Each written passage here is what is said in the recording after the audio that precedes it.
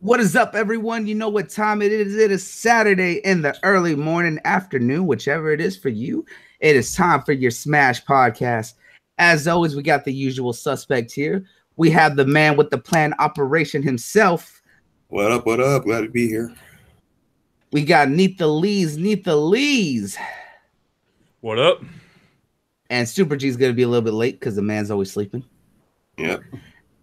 And Neth bringing in our superstar guest here as his backup for today's show, the one and only Mighty Mouse himself. What's up, peoples? I'm humbled. I'm not a superstar because you guys are going to do a lot of schooling for me today. You know, I'm honored. I'm honored to be on this podcast, man. Well, we're glad to have you. Star Wars, but we'll get to that. Hey, later. whoa! Already, you see this right out the gate. He already wants to start it up. Doesn't even want to do the rest. He's just like, nah, we're going straight for the Star Wars. No. Patience is virtue. Yeah, you're not showing you don't got that right now. But we got a lot of stuff going on here. We already know where Neth's head is at. But let's talk about all this that we else got out. So, Mouse, since you're our guest star here, what's going on with you? What you been up to lately, my man? Man, well, really, I've been sick. I've been out.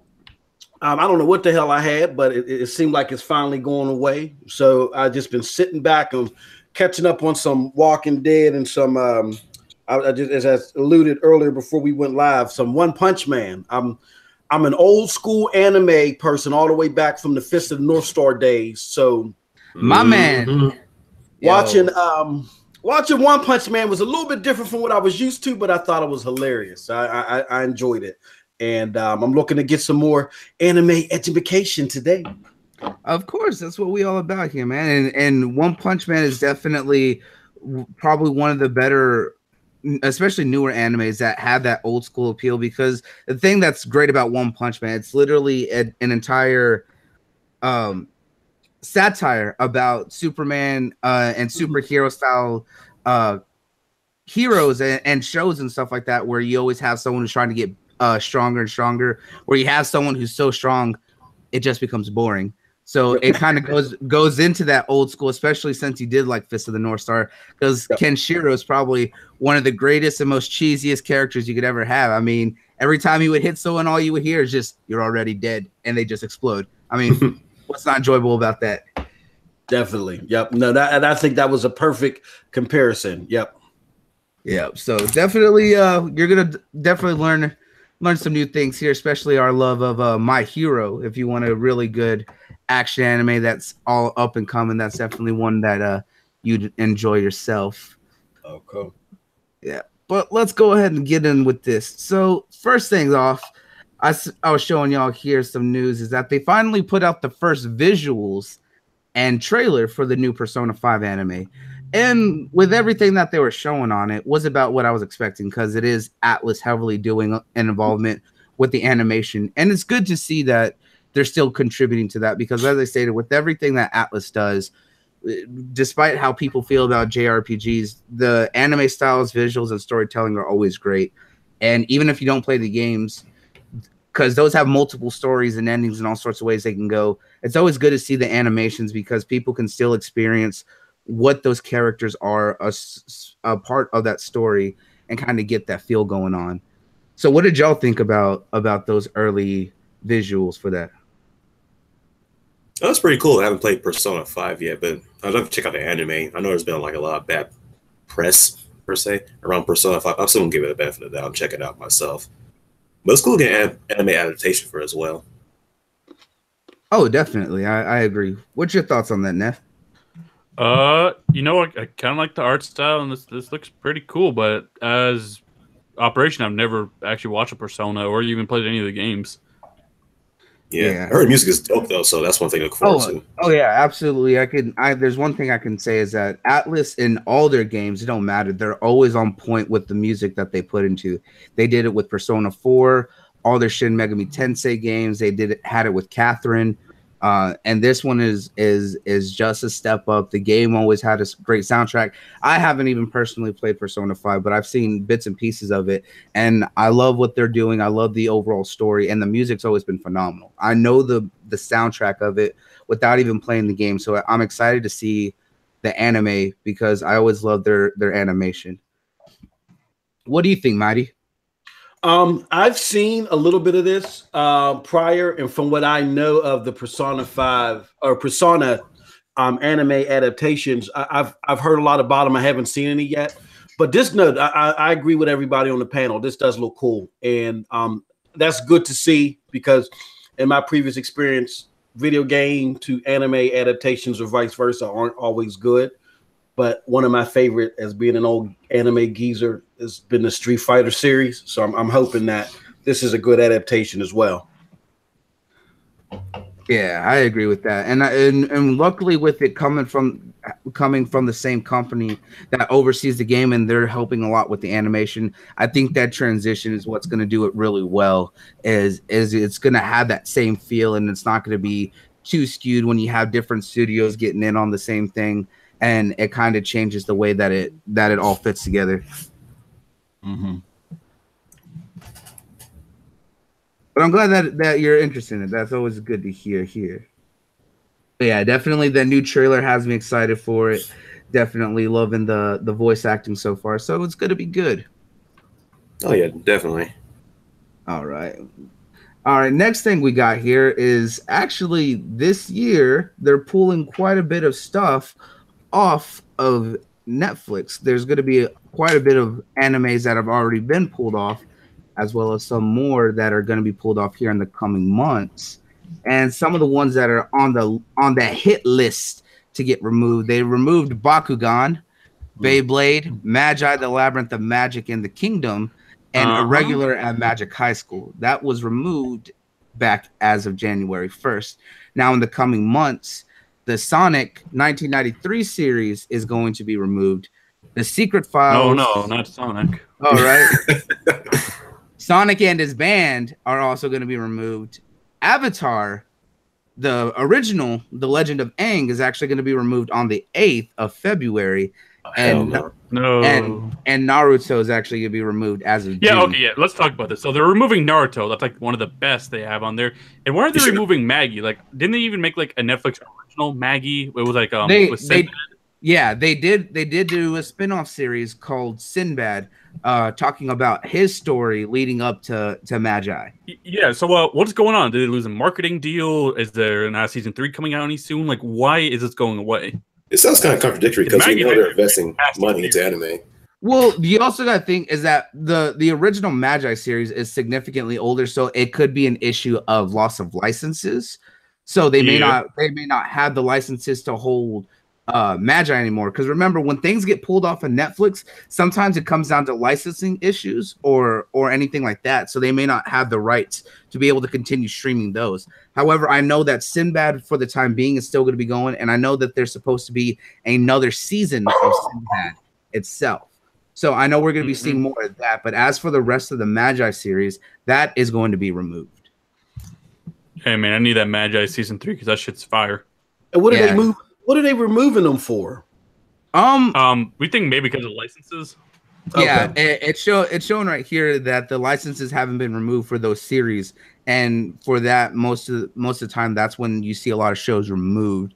So those ones are the ones that have already been hit and been removed, and then there were some other ones that are being removed in time.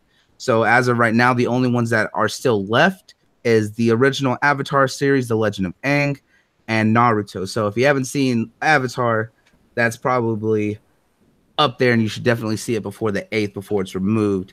And as for Naruto, you have 5 months to stream however 400, 500 episodes. So good luck with that. Yeah, Avatar's a good show as far as like a Western anime. People won't classify it that way, but it's definitely a good series. One of the best on Nickelodeon back then. Yeah, Avatar was great, and the animation on it was phenomenally well done. Like I think if there was some of the few that actually captured the essence of what was Japanese animation, Avatar was definitely one of the ones on point that still had that westernized style. However, really did follow a lot of the animation that you would see in an older anime, as well as the fact of how much time they actually took to put into that. Because If you Oh, actually yeah. saw a lot of the documentaries and stuff on it, a lot of the different styles for each of the bending tribes, from the water benders and air benders and all that, was based on actual old Chinese and old Asian martial arts, and how they would actually move, and the forms on how they believed all that to be. So there was a lot of thought that went into Avatar from Legend of Aang and then Legend of Korra. So I definitely give them a lot of props for what they did, and it's a great series. It really is. Mhm. Yeah, great production for it as well. For me, as far as Legend of Korra, after the first season, I kind of stopped caring. I just lost interest in it. But that first season was really good for it. Oh yeah, definitely. Korra definitely had its ups and downs, but it was still phenomenal. It was great to see how they showed the transition and change of things over time from the Avatar era with Aang over. And I did like how they introduced a lot of new techniques, like when they were showing how to do lightning bending and then metal bending and lava and all the others, like how it was a natural transition and how it came to be. I thought that was really great. What about you, Mighty? Yeah. What about you, Mighty? What you thought on it? Avatar. No, Avatar was one of the animes that when there was a big block, a chunk of time that where I haven't like really seen anime, and Avatar was like one of the animes that got me back into it. And then I kind of segue and go into one of my favorite recent animes, and don't judge me, Bleach. You know what I'm saying? But no judgment zone here, bro. Bleach is actually a pretty good show. See, Bleach was really cool in the beginning for me, but like the first like Soul Society arc, man, after like 20 episodes and it was going nowhere, I lost. It started killing itself. Like that's how that went down. Like with Bleach, Mighty, and this is a little lesson here. It was considered what was known as the big three. Back in the day, which was Bleach, Naruto, One Piece. Yeah, they were known as the big three back in the day. So they were the top three shonen shows that were kind of leading that charge of anime coming over back in the day. And Bleach was great because I love the style, the animation. I thought Ichigo was cool. But for me personally, I know there's some people who actually sat through it all, but in that first season or that first story arc through the Soul Society, man, when it took 5 episodes to explain one person's backstory and there was just nothing going on. Like I love Orihime. Bleach had the worst fucking fillers imaginable. Like you're about to fight this cool ass dude, filler for like a half a year. Yeah, exactly. The last 2 fillers before it got to the I forgot that fucking terrible ass arc with like the bounce or whatever the fuck they called it. When he lost all his powers. The bounce was horrible. That was the fake. The bounce was fucking terrible. Yeah, the fake vampires were horrible, and their fillers sucked. Except for I think the last 2, the one where the all of the people in the Soul Society were duplicated. Oh, and their swords became alive. That was actually pretty good. Yes, yeah, exactly. That was cool. And then there was another one after that. However, when Ichigo and them finally made it to where Aizen and shit was, I forgot where that was called. I know what you're talking about. I know. Oh, the Rancor part. Where they finally made it there with them, but that was part of the manga anyway. You know what I mean? Yeah. Well, the problem with that was like retelling the first Soul Society arc, but just like in the opposite way. That was the problem with that. Yeah. But I loved it. Yeah, when the fillers suck. The fillers absolutely suck. But when it wasn't even the fillers necessarily. It was like where they placed the fucking filler. Mm-hmm. Like shit's about to go down, and they just place it there. Exactly. Then you come up with this filler and these fake vampires and shit. You know, yeah, stupid. But man, I'm bro, Bleach. I am one. I know a lot of people aren't anticipating, and I don't want to go too far left off the subject matter. I'm one that I check every week to see when Bleach anime is going to come back.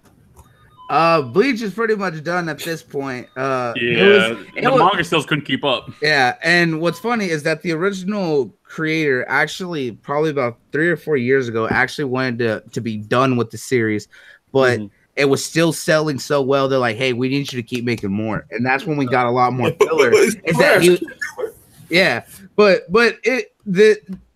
My issue with it is that he had wrote his ending. He was done with it. And they're just like, no, we need you to keep making more. And at first he didn't want to, but he had to come back. And that's when we got a lot worse of the filler and how they try to stretch it all out was because of the fact that he was having to make stuff up on the fly to just throw in there because they wanted to keep it selling. And I think that was actually part of his thing is that he would put in the worst filler that he could to fill in to make it just even worse to get to the where he wanted it to be.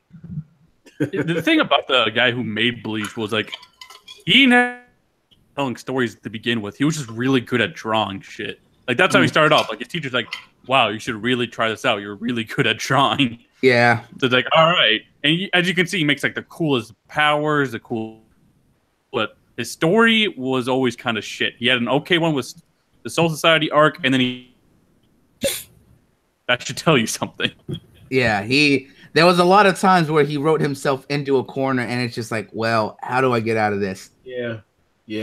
Like that the last arc of the anime, that was it was so fucking terrible. Yeah, that was horrible. Like I generally thought that might have been filler at one point. It was that bad. Yeah. It was as bad as the filler. Yep. But I keep hearing something. I mean, I know this is a stupid question again. Don't judge me. No, you're good. Is the manga still going on? I thought it was done. No, the manga. The manga. Abruptly. Yeah, he was forced to. Yeah, it ended quite a while ago on it. Okay. Yeah, they're keeping up at all, and then they just had to drop them. They just stopped it. Yeah, and honestly, it was better that way because of the fact that they tried to. It was going nowhere. It was going nowhere because they were trying to push it way too far, and it just wasn't helping them out. Would it be easier instead just don't fill in there, just finish the story arc, and just come up with another one? I think it was catching so close. That's what you call a season anime, and we don't like those apparently. Apparently not, and especially with that too, that's when you get spin-off shows like we got with old Slice of Life Boruto. Yeah. Oh, okay. You don't bring up Boruto when Soulking is not here. No. That's the perfect time to bring it up. In the defense of Boruto, it was trash until like kind of recently. Now they're starting to do some ninja stuff. They finally graduated. God damn it! Should I start now? What are we like 50 episodes in? No, like a little over 35, I think, or whatever. But okay, almost 40 episodes. And now we're just getting somewhere.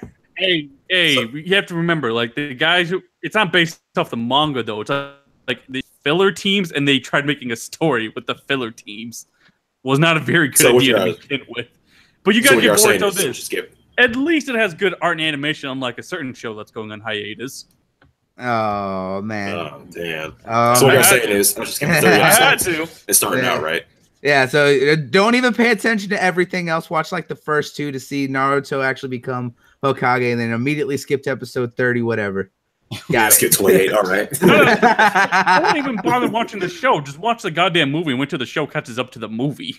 Yeah. Okay. Isn't that what's it? The Naruto the movie fucking great. Okay. So with that, because we can rip on that one all day with Sola not here to defend it. But to be fair, it does have really cool animation. I did see the him showing off. Animation quality is a huge jump. Oh yeah, much better. And I thought we saw that with Naruto kind of over the years, like in the beginning, in like the original series. Yeah, over the series from the original. This is like series, the best of Shippuden all the time. Like that's that good. Yeah, I could definitely see that because, like, especially when it first started to where it was at like episode 200 with the showdown at the waterfall. After like at the first half, just before it started heading towards Shippuden, I thought that was starting to get a lot better, and then Shippuden really stepped up. Wait, Marty Moss, I'll get you into you fucks with Naruto, right? You like Naruto? Yeah. Oh yeah. Yeah. But did you finish the show, or where are you at? No, I did. You know what? I did not finish. Oh man, I got. Because here's what I used to do. Again, don't judge me. I don't want to go too far. I used to have like 8 animes that I would slot like channels and shit, and I would watch them all at once, like every week. And then when Bleach died, the second part of Naruto, what was that? The Naruto, Shippuden. Yeah, Shippuden, yeah. I think I left off at Shippuden at 3 something. So I got a lot of catching up to do. Okay. I believe so. Right. So you got catching up to do. I was about to ask you, what did you think about the Naruto fight, but you don't have enough information since you haven't finished it quite yet. No, no. Yeah, but he's still seeing all. He's seen a lot of the good stuff, especially like I said, the one thing that had me really big was the fight with Naruto, the first fight with Naruto and Sasuke at the waterfall. What were your thoughts on that? Like how that animation was phenomenal for that fight. Oh yeah, definitely. That's still one of the best. I really slept on Naruto. Like a friend of mine, he said, "Man, drop this Bleach shit and watch Naruto Shippuden." But you're right though. Like I like Bleach, but Naruto's better, bro. Yeah. I got schooled that day. Definitely. Yep. Oh yeah, but I think that's what we're starting to see, especially if you look at OPM and My Hero, is that with like Naruto and Bleach, they had some of the best fights and animation in anime, especially Dragon Ball and some of the older ones, and that you're gonna see all that really step up, and we've seen that with some of OPM, and then with My Hero, especially if you look at the tournament arc in that one, the fight between Todoroki and Deku, who are the characters, is probably one of the most top-notch, well-done animated fights in a long time. You know, it's kind of interesting. We keep bringing up the big three in Bleach, and they all did something kind of different. Like Bleach, I think we could say had the best art and direction because that shit looked great, especially those fight scenes. Naruto was like the in-between. It had good art and direction, and it had a solid story. One Piece, I gotta give it to One Piece. Like it takes a while to get into, but that story is fire. Like, see, exactly. Ooh, I'm on. What part am I? I'm on. Shit, Enies lobby right now. Still fighting Lucy. Oh, yeah. Lucy. Oh, that's dope.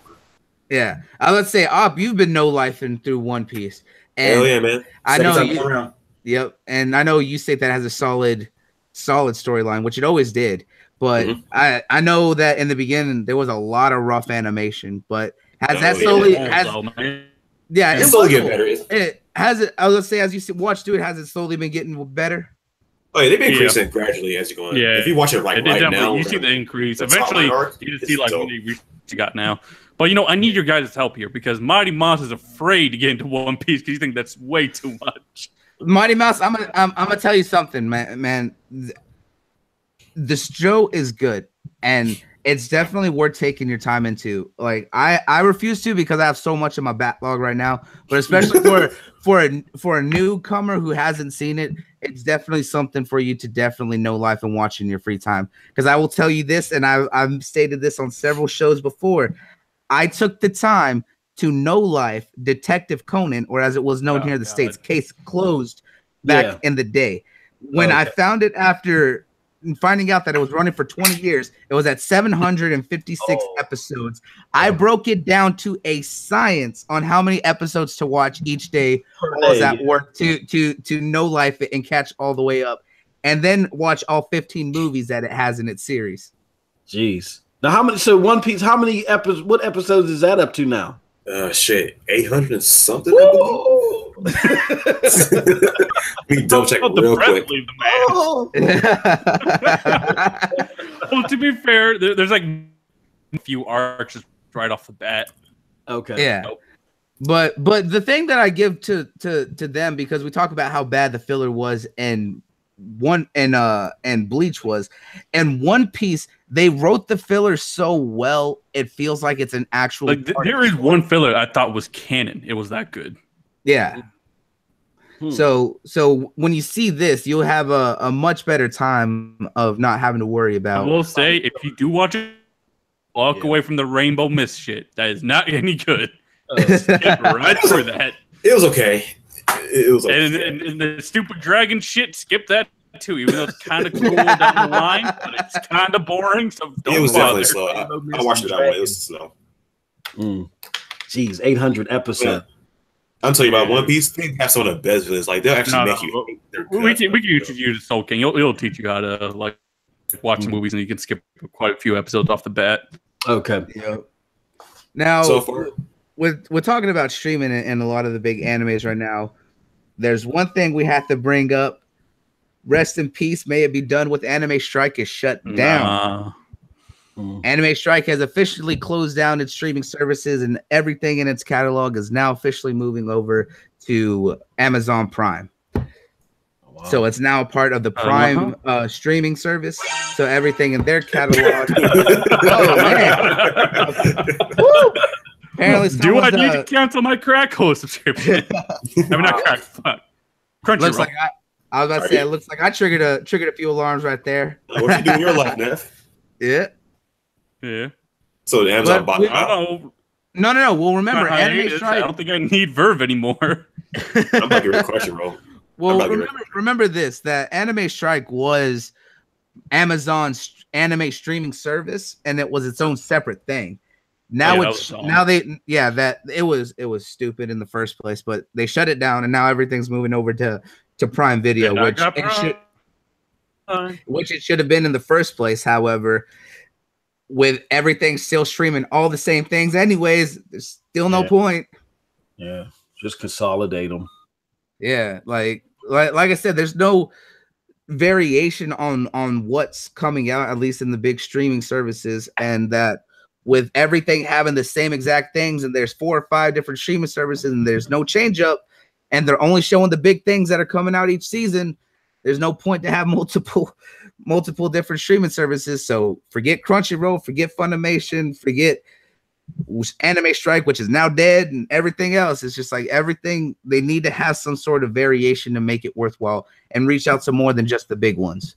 Crunchyroll is so terrible. I'm just like the way the app works, just awful. It feels so damn dated as well. Yeah, don't you agree? Like the quality on it is just not good. Like it seems blurry to me. At least to give you like resolution options, but like it's just most of the time it's just slow as hell. Yeah, that's just so bad, man. So you guys think Crunchyroll sucks, right?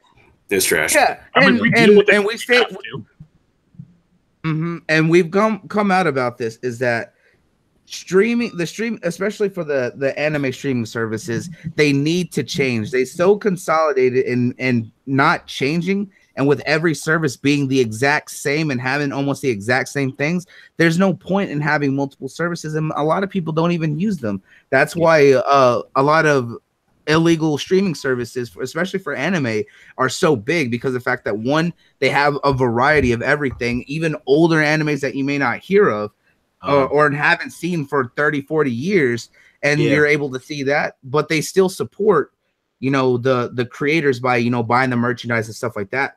But it's like no one wants to pay for the streaming services if they don't work. Every Saturday for DB Super, especially on Crunchyroll, half the time the Crunchyroll servers are down, so you're waiting. So you're waiting. I remember the Goku versus Jiren fight. It like broke the internet. Like those services could not keep up. Literally 2 days that shit was down. Yeah, 2 days that their services were down, and everyone was using everything else to be able to see that fight because everyone had been waiting for it for months. Fucking YouTube came through that day. Yeah, YouTube did. Yep, that fight might have been bigger than Mayweather. That's how crazy it was. That reminds me now why I haven't caught up on the Shippudens. No, it actually wasn't because Bleach was let out. When you mentioned not so reputable streaming services, I used to be in love with Database. I don't know if you guys are familiar with that, the sub service. Yeah. Okay, yeah, and then they got shut down. And then they got shut down because they were doing the Shippudens, and then Crunchyroll said, you better stop because we're going to pick up the Shippudens now. And I had signed on for a trial service with Crunchyroll years ago. And even though it's the legitimate sub, because I can't watch anime dubbed, I have to watch it sub. You know what I'm saying? Yeah. The subbing was so bad. It was so different. I don't know. For some reason, a lot of people, when I say that I don't like Crunchyroll, they get upset. But I just didn't know how you guys felt about it. We're very vocal about it. It's like with what they make and the services that they do is they need to have one solid interfaces and servers to run all these, especially Crunchyroll being the big one here in the States besides Funimation, that they do all these simulcasts for everything that's coming from Japan over here. But if your services are down half the time and it's so hard to search for anything in your own system, what's the point? When They also need passion too, because when you go on a website, plus they don't give a fuck about it at all. Exactly, they don't. Yeah. Well, I figured they're the biggest name in town, though, aren't they? Or is just Amazon? Yeah, Amazon, but Hulu yeah. stepping up their game. Amazon stepping up their game. Like they got competition. Yeah, Netflix is now Netflix is doubling down on helping to invest in a lot of new shows and stuff. So you know they got to do something. That? Not to jump all over the place, but I feel some type of way about that. I don't know if you talked about this before, but I feel some type of way about Netflix investing in anime, like how they invested in the second season of Attack on Titan. Like, I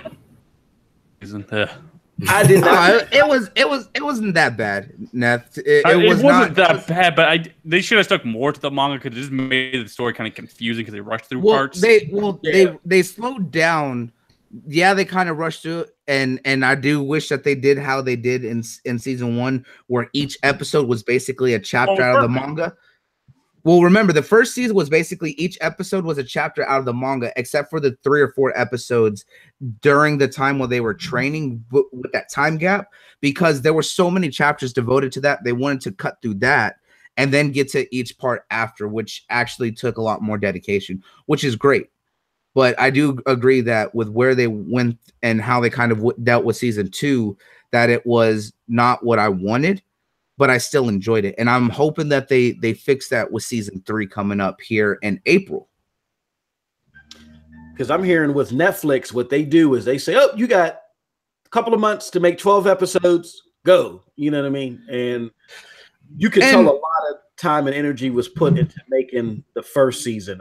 I'm fearful of what Netflix is going to do to future animes. You know what I mean? No, I get where you're coming from, and we actually talked about this because there was an interview with quite a few studios heads from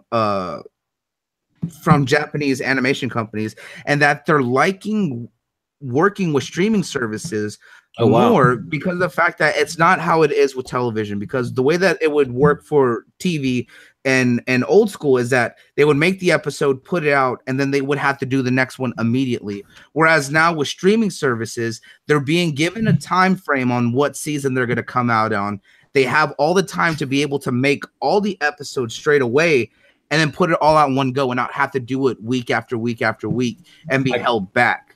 Yeah, streaming service is not a sweatshop as is on TV. They actually have breathing room to do what they need to do.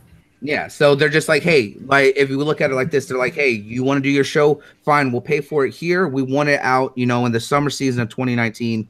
Start production, winter of 2018, and have all those months to get everything done and the full season out, and then come out. They put the whole season out at one go, or they do it over time, but they already have the season done and have that breathing room to start their next project or take time off. Yeah, and speaking with that, maybe it's because I always watch anime this way, but I love binge watching anime. Like I hate waiting week to week. Yeah, the worst. Same here. I think that we've adapted that culture of binge watching because remember, as we were all growing up as anime lovers, we couldn't wait for the next week. But having everything like at the go has kind of changed that anticipation.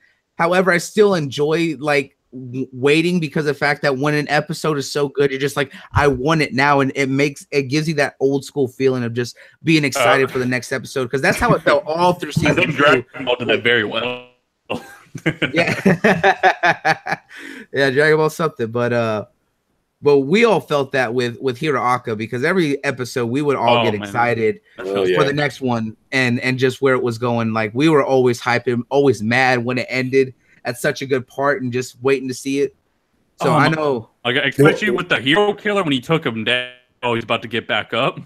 Oh yeah, with the killer stand. One thing about like a hero game is like they don't invest too much time in recapping the previous episode. That's like one of the things I hate about anime. They spend like 3 minutes. The fucking they are the worst with it. They had 2 minutes for damn intro, like 3 minutes for a recap. Like what the fuck? We just watched this. Like, come on, you wasted 5 minutes for the episode. One Piece doesn't start until like 5 minutes in. That's how bad it is. 5 to 6 minutes in usually. Look, that's what we also have with DB Super, and let's be fair, that they've been doing that a lot during the Tournament of Power. It's like, hey, on the last episode, here's the last 2 minutes of warm up. 2 minutes, but One Piece, bro, I kid you not, it is 6 minutes to watch the show. That's 6 minutes total for intro and a damn recap. This shit's crazy, man. They literally had to take out the ending because they used so much time in the beginning. What? It's so Eventually, you'll lose the ending. Sorry. Yep. Yeah, that just gets my nerves. It does, but as we've seen with the changes over time here, that luckily with streaming it has helped, but at the same time, the streaming services themselves need innovation and change. They're not improving or anything. Take over because like Crunchyroll has to step it up if they want to compete. Exactly. Or step down. Verve has to work. I can't tell you how many times I launch that app and it forgets all my information. It's ridiculous. No, I'm not going for that. Yeah, Verve is something else. You got to use it for other reasons. Can't use it for Crunchyroll or Funimation. When half the things on Funimation are on Crunchyroll anyways. I mean, I guess English dub, but even they don't have that great of a section of English dub sometimes. Yep. Now we got some new seasons and new shows coming up here in the spring season, starting in April. And one of them that is actually surprising is Kakegurui is actually getting a season 2. Now, if you don't know what this anime is, it's actually on Netflix and it's one of their exclusive shows. And it's about an all-girl school that's all about gambling. Okay. No. It's an all-girl school that's all about gambling. You're into some weird territory, bro. I'm already comfortable with all of this. No, so the premise is that to get anywhere in the school society or anything, you have to gamble. Like any sort of gambling that you can think of is all done. Craps, cards, roulette, everything is going through. And there's a new transfer student who is probably the most timid character out of all of them, and girls think that they can walk all over her.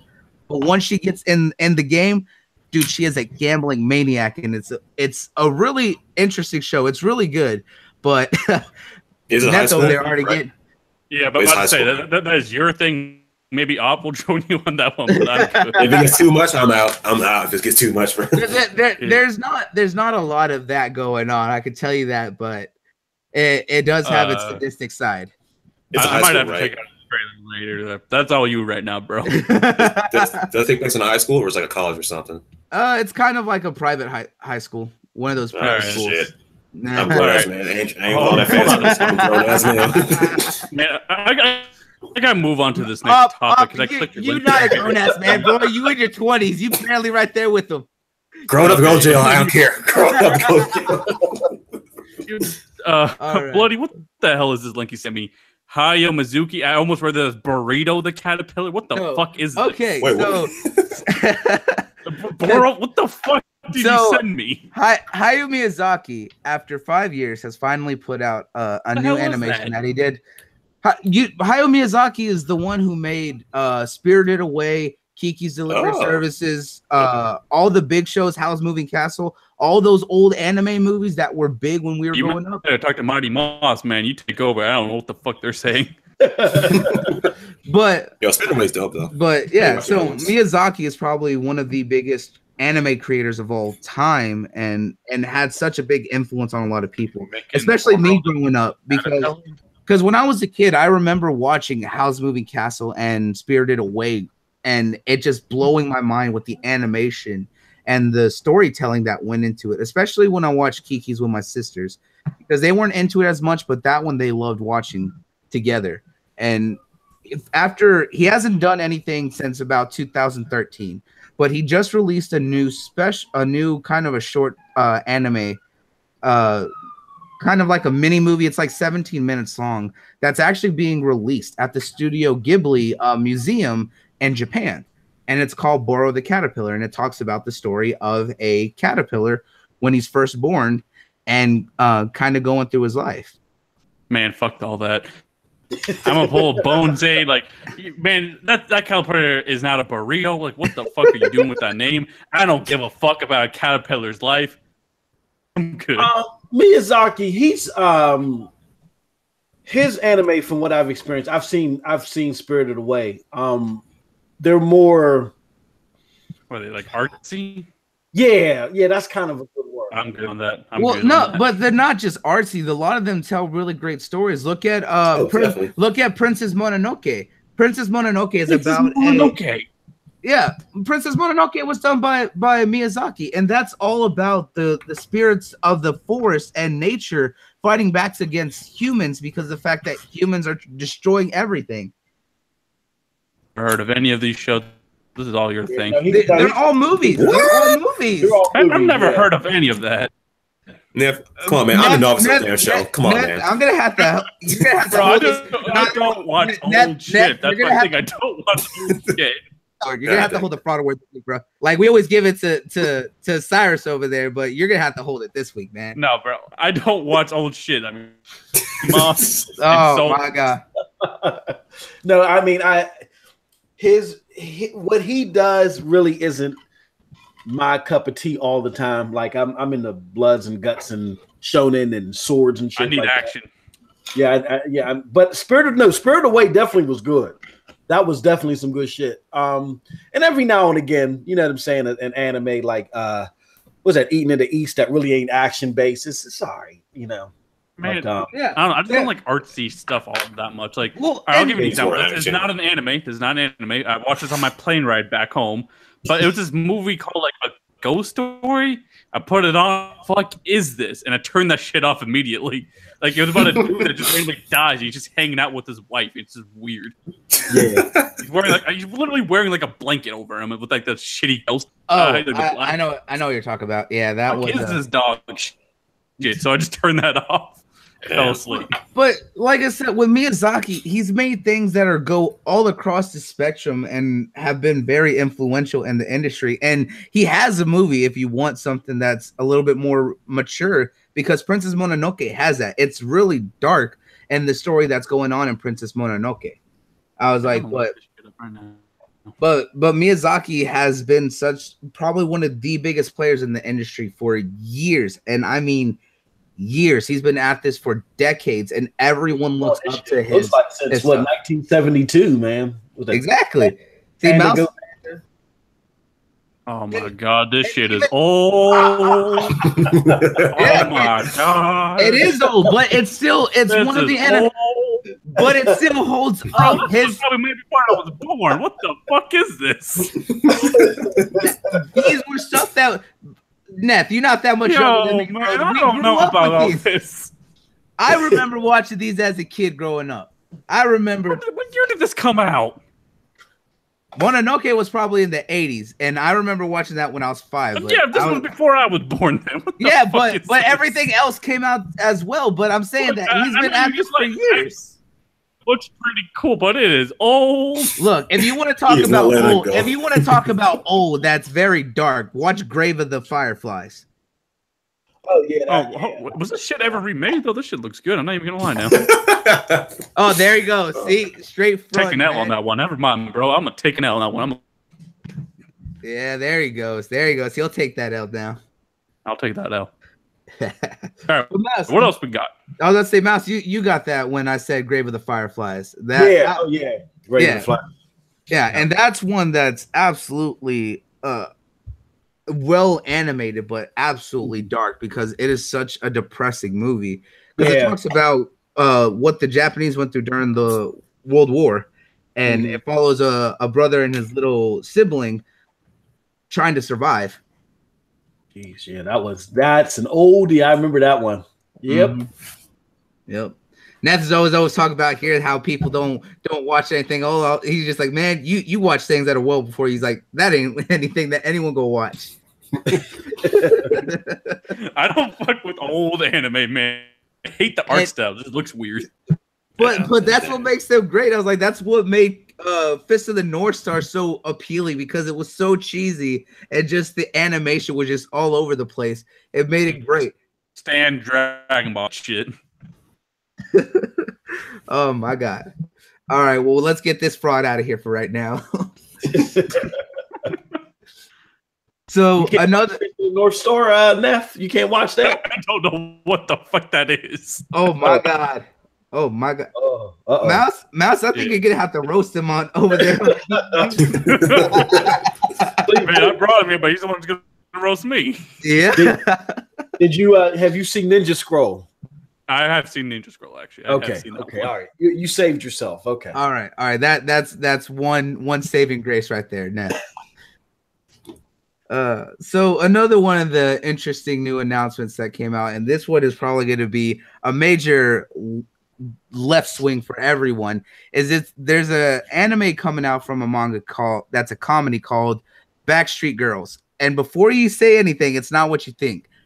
The story actually I was about to stop. Yeah. The story actually follows 3 Yakuza men who failed an operation for their commander, and they're given an option: either get a sex change and become music idols, or die. No. All right, I'm gonna stop right there, bloody. I'm done with the topic. Let's get into Star Wars. Damn it.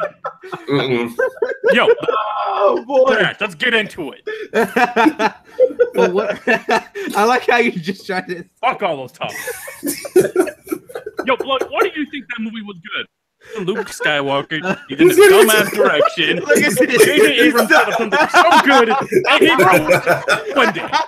He's trying to skip everything right now. Probably almost an hour now. Let's get into this. No. But what about the new Eureka 7 movie that there's being talks of? Well, fuck, let's get into Star Wars. Don't you want to talk about your upset with the DB Super hiatus? Oh, well, we're saving that for Soul, and I think everybody knows this shit's going on for the animation. God damn it! You gotta lock down Takahashi, make him a part of the board. Anyway, yeah, let's get into this. All right. Oh, that's hilarious. What you want all along was you want to talk about Star Wars, and you want to put out there why you hate it. Star Wars. It wasn't like a movie that's unbearable to watch or anything. I'm not that crazy. But I genuinely think it was just a terrible Star Wars movie. It was far too long.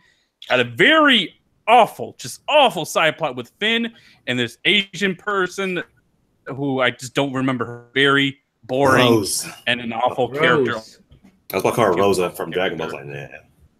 Yeah, she was. What's her name? Rose? I don't even. It's Rose. It's Rose. It was Rose. Okay, yeah. Rose needs to die.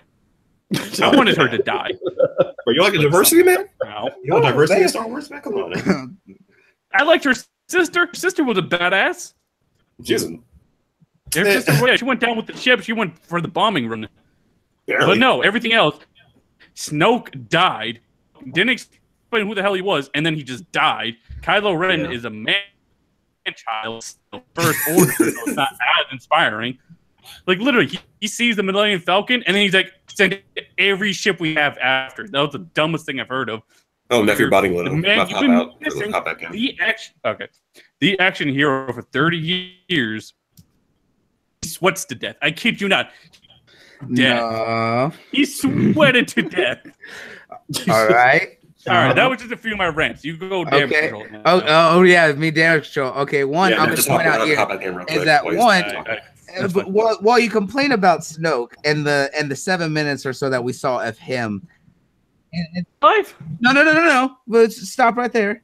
You complain that we knew nothing about his rise to power and who he was. Hang on. Wasn't the same thing said wasn't the same thing exactly said for Emperor Palpatine back in the original trilogy? No. For 30 years, Palpatine did not have any explanation why he was emperor or his rise to power. Yeah, but we didn't have any explanation for anything. We didn't know why Darth Vader was Darth Vader or anything of that. So you're getting mad over not an explanation, which we got 30 years later. Because J.J. Abrams said we were going to get an explanation. That was the problem. No, he said that we will go into more things, and they released small details. Talk about they didn't show anything in the movie. Yes, however, they're setting up a lot more for what's coming up in 9. Remember, we went 3 movies with not knowing who the hell the Emperor was, but hearing about him. We saw 2 movies. Yeah, but at least he got 3 movies, and he was killed by his apprentice. Not like, oh, a man-child who was Kylo Ren. Sneakily. Kool-Aid. All that Vader did was lift him up over his head while getting shocked and threw him over a railing. That's not that cool. Whoa, he was a badass. You knew he could find everything. Well, Snoke was thinking that he could read and understand Kylo Ren's mind. Kylo made him believe what he was thinking and turned the lightsaber on him when he didn't see. But then Soulking He said he knew Kylo Ren was about to betray him. No, he said he knew that he would turn the. No, he knew that he would turn it on his true enemy. Yeah, and he thought that he understood Kylo Ren's mind, and that his true enemy was Rey. No, but the Soul King thinks his true enemy was always Snoke. And that somehow Snoke is going to come back to life. And because of the fact that it's not the first time we've seen people come back. In the comics, we've seen that Emperor Palpatine had clones of himself in case Vader ever turned against him, as well as he also had what were his messenger bots, which would activate No. Again, those are just the comics. A lot of them were made non-canon. A lot of these are canon now. All right, what did they bring back for canon? What's not canon? Because I don't think they're. Right now, what's not canon? There in the canon, there is still that Emperor Palpatine had one clone set aside in case Vader ever betrayed him. However, also in the canon was that he would send out his messenger bots to the remaining structure of the Empire Legion to activate what's called Operation Cinder, which is what they showed in the Battlefront game, which is that they would activate these weather satellites that would completely burn planets, and they would go to where the Senate was and burn everyone left of the resistance. Okay. So is Snoke like a beat up clone of Sidious, or is like? Well, we don't. Well, that's the thing. Know. We don't know yet. And again, we didn't know who the hell Emperor Palpatine was or how he came to power in the beginning. The problem was you just killed him right then and there. That was the problem. And you literally built him up to be a huge bash. You throw Rey around. He was using around. You could tell this dude was a fucking powerful ass whatever he was. He wasn't even a Sith. And then you just killed him. And the person who killed him wasn't even cool. It was a man-child, Kylo Ren. Kylo Ren. They call Kylo Ren Darth Vader from Old Navy or something like that. Oh my god. Like here's the thing: if it was like Darth Vader as his apprentice and Darth Vader killed him, I don't even mind because Darth Vader's a badass. Kylo Ren just isn't. Because you got to think that at this point, Darth Vader had lived in the dark side for over 30 years. Because after what happened in the prequel trilogy, after Revenge of the Sith, he was so set because his mind, and this comes from the comics, his mind was fractured. Darth Vader truly believed that Anakin Skywalker was another person and that he had killed the No. Anakin and Darth Vader are different people. Because he only believes the stories of what Darth Vader was because of what Snoke has told him. But he doesn't fail to understand who Anakin was before, because no one knows who Darth Vader was before as Anakin. The only person that did was Obi-Wan, who is dead at this point. But again, Darth Vader had lived in this broken mind state for 30 years during the rise of the Empire and was so brought into his hatred because of what he did to Padme and everything else. That's why he so heavily hunted all the Jedi, because he felt them the cause for everything that happened. You got some good damage control wheels going. You got some good damage wheels control, but this is what you can't solve. Why is Kylo Ren an uninspiring man-child? Like, why did he send all his units to attack one ship? He has to travel past now. After attack Luke Skywalker with everything, and when Luke Skywalker didn't die, everybody just to go fight him himself and just take out the rebels right there.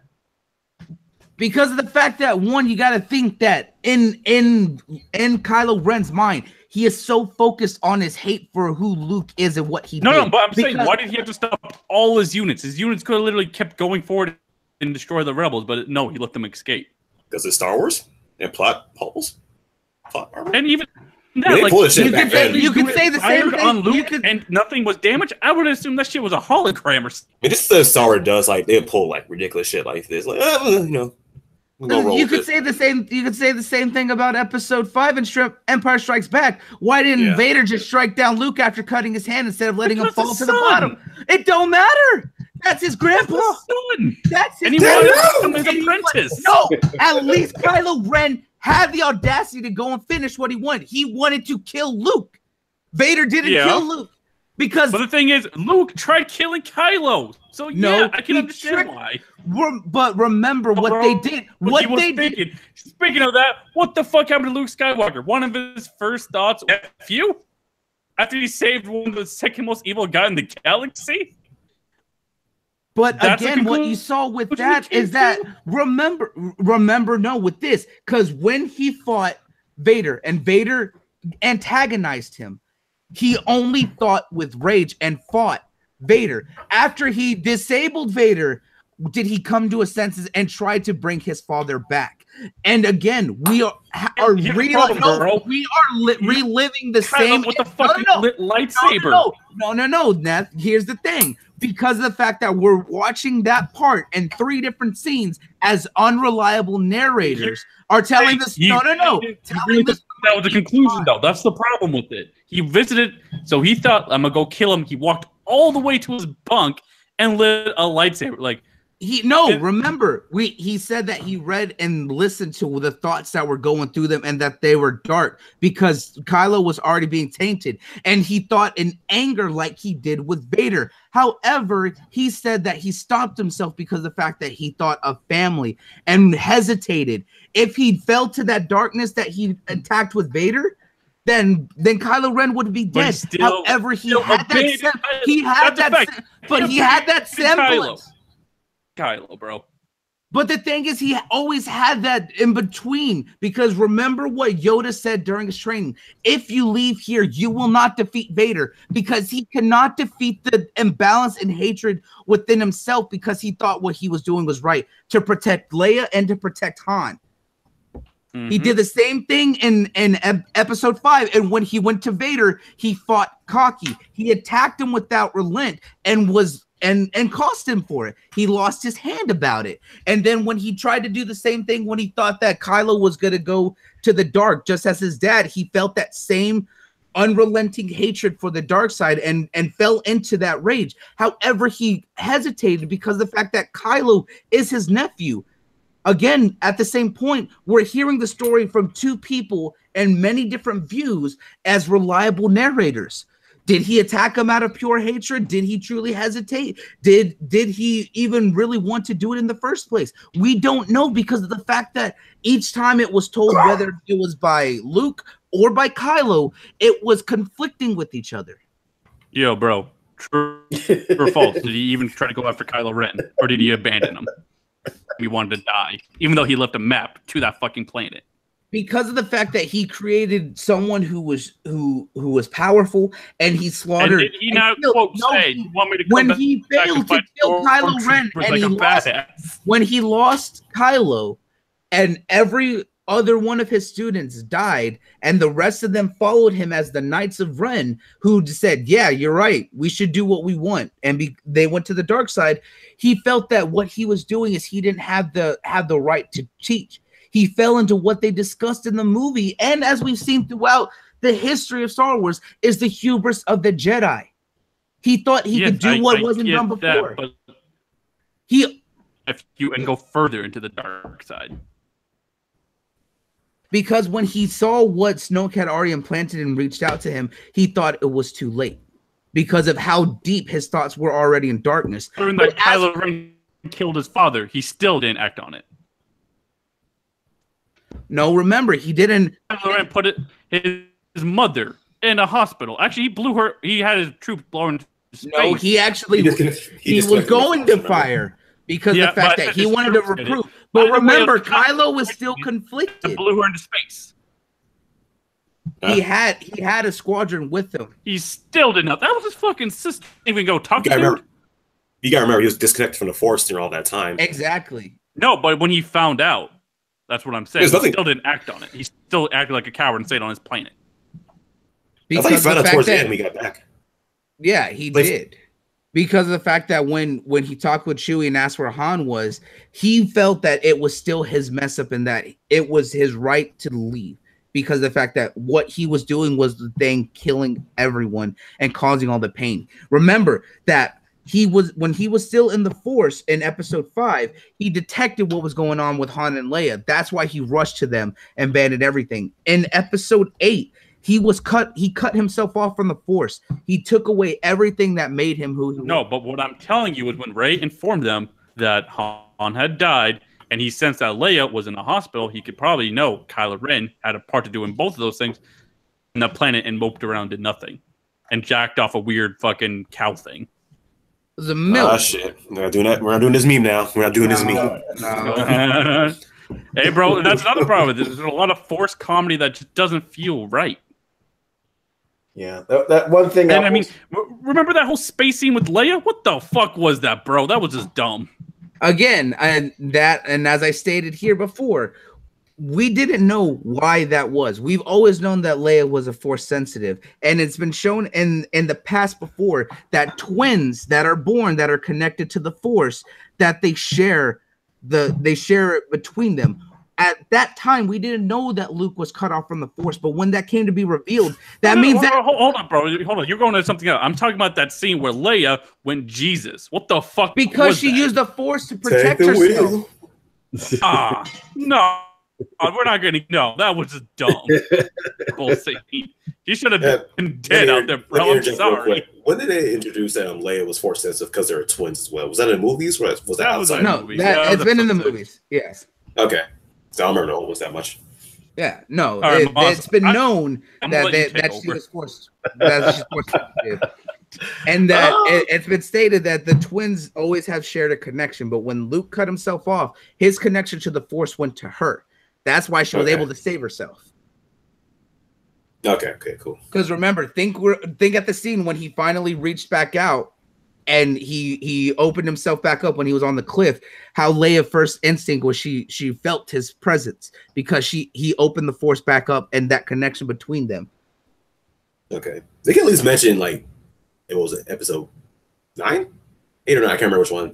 Luke cut himself off first because Leia couldn't sense him anymore. They can at least mention that. Yeah. No, I get that there were certain things that they definitely should have added. However, it's nowhere near as bad as what everyone's making it out to be. I was watching y'all hash it out. This that movie. But Moss, what's your take on this movie? What's my take on it? As someone, I will fight to the end, my man. I see. As someone who. Here's my history, and I was letting Neff know my history with Star Wars. Like I actually growing, even though it came out when I was, well, I don't want to say it came out when I was growing up, but I was closer to when it came out. I actually had the opportunity to watch them in chronological order. That is Star Wars. Like the first Star Wars I saw was Episode 1, and I watched them in chronological order. Then I watched the 4, 5, and 6 after the fact, right? So then, I had to catch up on the mythology, and I have a good friend that's big on Star Wars, so he was, connecting me to a lot of stuff. All right, so in comes 7, which I didn't think was bad at all. I thought 7 was good. 7 was great. Then here comes 8. Mm-hmm. Here comes 8. All right, and I get what you're saying as far as, how you're connecting the dots with the mythology and how everything worked and how it could make sense, you know what I'm saying, as far as the limitations that are there for the Jedi and so forth. My problem is that the presentation of it was just plain bad.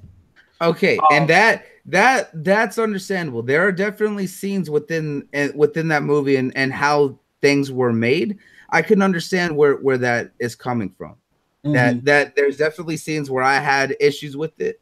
Like I do understand like some of the changes they made, because one thing that you got to remember with the presentation is that yes, it did switch from J.J. Abrams to Rian Johnson, as well as you got to think too is that this isn't the story that everyone knew from George Lucas and what they were telling. It's Disney's product, and they're going to do things differently, and that's a good thing and a bad thing, because the fact that it helps to break away from the chains that were established, as well as a now new growth for the franchise. And a lot of the things that are going on here were needed to help keep Star Wars relevant. The conversations that are happening, this discussion we're having now, is what's needed to make sure that Star Wars stays relevant, because it can't be the same cookie cutter story over and over again following one family and this never ending saga, because after a while it gets played out.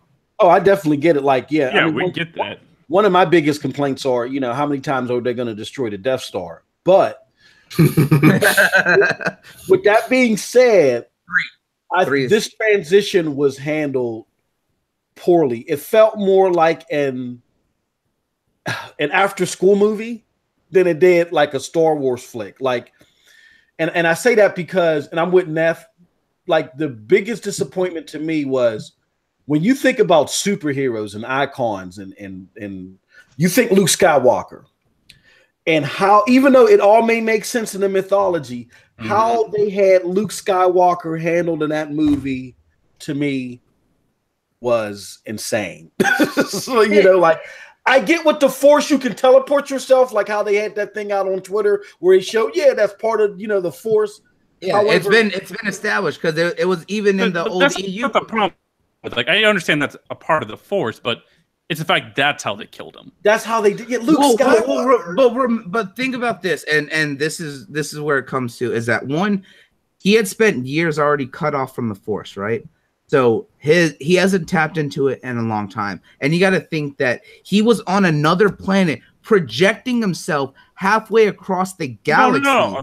Bro, that's not what I mean. I mean, I don't like that decision that they chose to kill him off that way.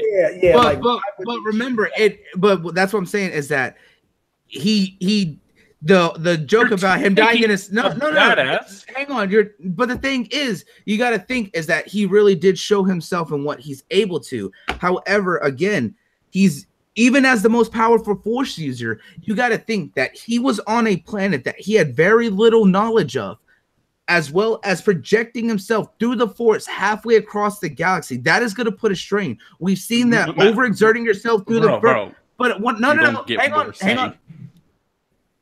But what I'm saying is that they didn't choose to kill him off with that. Is he accepted that it was his time afterwards, just like Yoda did in Force Awakens or in Empire Strikes Back, and just like Obi-Wan did in A New Hope. They knew what they were doing. He didn't die in this sweat attack. He saw and looked out at the sunset and knew what the symbol was, because you could see just a very, very tiny hint that he knew that the Force was calling out to him. So he accepted and became one with it to become a Force ghost. I just don't think that you have one of the greatest superheroes of all time project a hologram of himself and overexert himself into a seizure and die. That's what me and Moss are trying to say is, you don't take a badass like Luke Skywalker, like the hero we've been waiting like over 30 years to see again, and he dies playing a trick. Yeah. He didn't go out. Like the Incredible Hulk. I mean, the Incredible Hulk, is somewhat indestructible, and in some arcs, he's the reason to almost the destruction of the world. Now, reasonably saying, if Incredible Hulk drinks some arsenic, he's going to die. But who's going to have the Incredible Hulk die off by drinking arsenic? You're going to have him die off by fighting some badass super monster. I mean, but you gotta think that there's a lot of stories that have done simple things like that where they've gotten killed. I mean, hell, if you think about it, there was a villain, I can't think of the exact name, that Logan was fighting, Wolverine, and Squirrel Girl helped defeat the dude by putting those are like gag things in comics. We're talking about Star Wars in the movies. What I'm saying is that it's been done, whether it's canon, non-canon.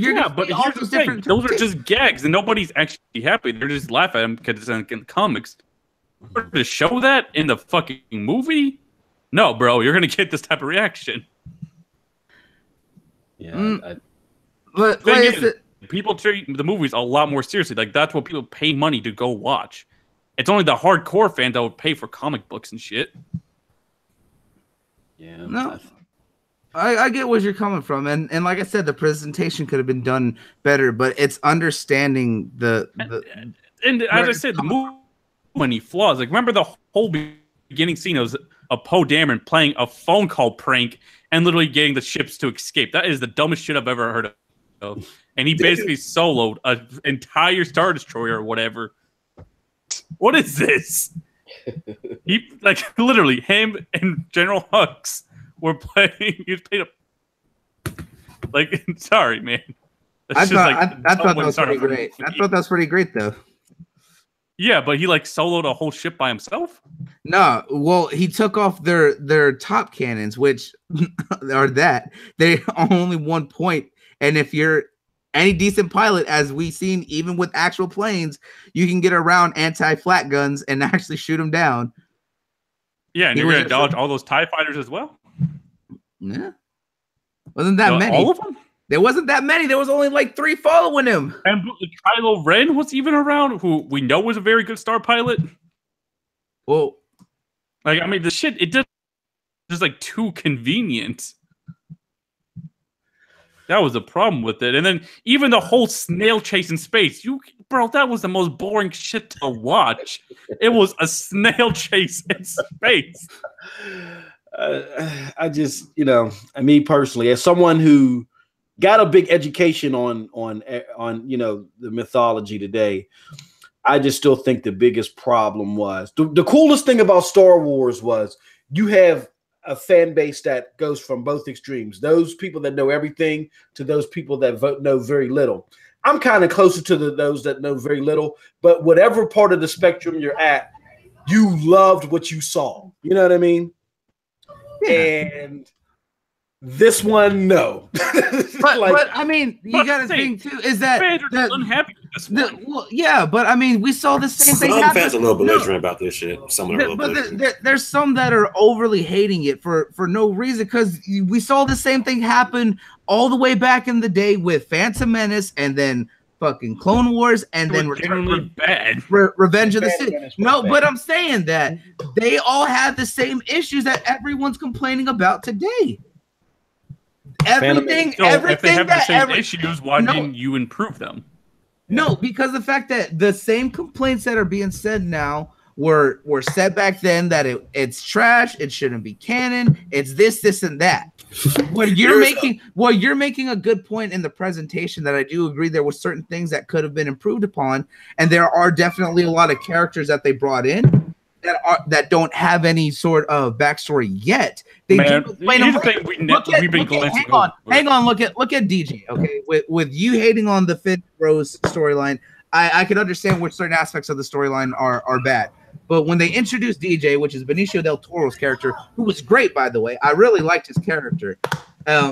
He was basically the Lando Calrissian of this trilogy. No one knew who Lando Calrissian was in Empire Strikes Back until we saw him in Return of the Jedi.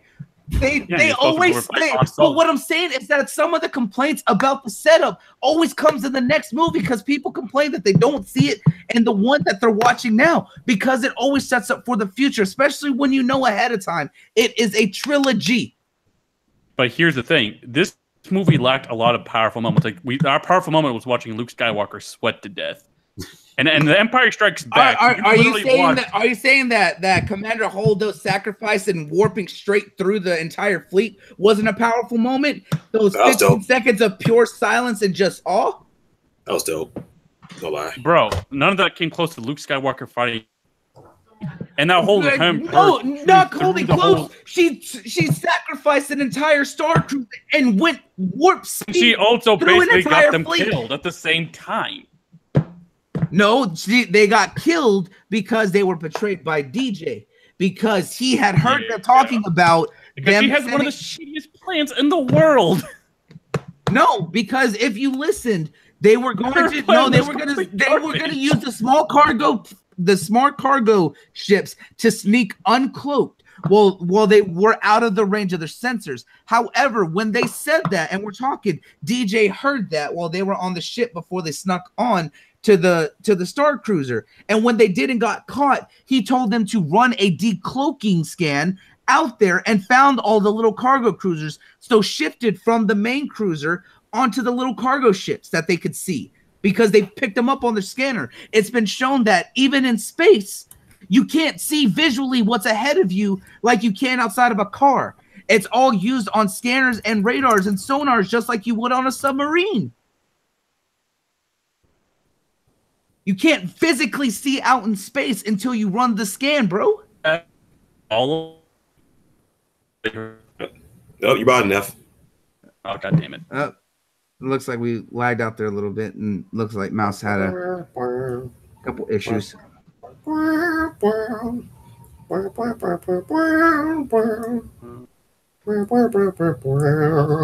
about that, people. Little technical difficulties going on. Some more sabotage going by Jesus because he ain't having enough shit. Yeah. But like I said, and what I was basing my point on is still botting. Oh, am I still botting? A little. Can I talk a little bit more? Oh, God. There you go. Let me try to change it now. Hello? Real quick before we continue, I do want to give a shout out again to Mighty Mouse. He had to leave, but I do want to thank him for coming out here and joining us today. Definitely. So love to that guy. But as I was stating, Neth, is that you cannot say that with where it was. Oh, like wait, hold on. Can you guys hear me now? Yeah, we can hear you. Okay, here's the thing about her sacrificing herself. I didn't her because here's the thing. I thought she was a mole the entire time. It's like, oh, okay, well, she's just a side character that can die anyways. The whole scene that was really cool. I'll give you that. That's a powerful moment. But then it's also ruined by other scenes where, like, you see Finn, he's about to sacrifice himself. You think that's really cool, and then his side chick comes out of nowhere. It's like, no, fighting wars is all about saving people you love, not dying for them. Some dumb shit, even though her sister just died for a bunch of people. Like, a lot of scenes like that were really bad. And the whole Casino Planet thing was fucking terrible. I think, but with the Casino Planet, yeah, it had its aspects where it was bad, but I think it felt like prequel shit. But it set foundations. They got stopped illegally parking. Hang on. Yes, but again, it's a civilized planet for one. They're not going to some lawless den of hive and villainy. We're not going to Mos Eisley now. So calm down there, sir. So what I'm saying here is that yes, hang on. That there are aspects there of the Casino Planet having been bad, yes. However, with their interaction with the kids and understanding why Rose and her sister went through everything they did and everything that happened, one, it helps to show what's going on in the background, which we always know is, you know, illegal gun selling and war trading. However, it also shows about the kids, which also show the foundation of the future for the Jedi and Force users in general. Because of what the ring that she gave to the kid, he was shown wearing that at the end. Yes, you can make the joke that broom lightsaber, whatever. But I'm saying that they're showing what the foundations are being set for the future. Yeah, so they wasted like what 40 minutes on that.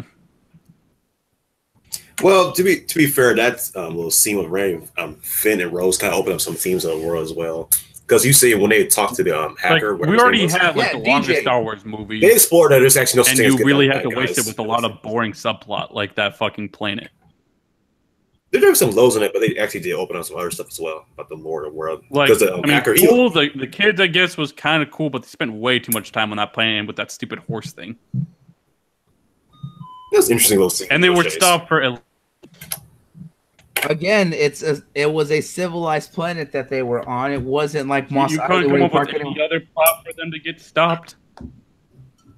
Well, when you crash just randomly out in the open, I mean, to be fair.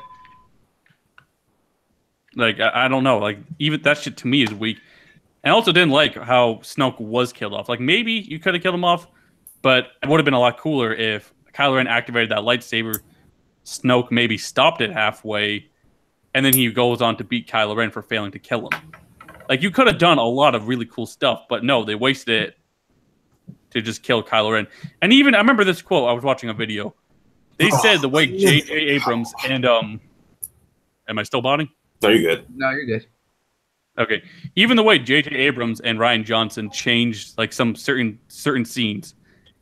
And J.J. Abrams' version of Star Wars, The Force Awakens, you see Luke staring longly into Rey for that lightsaber. But for Rian Johnson, he just took that, made it a dumb joke. He grabbed a lightsaber and just threw it.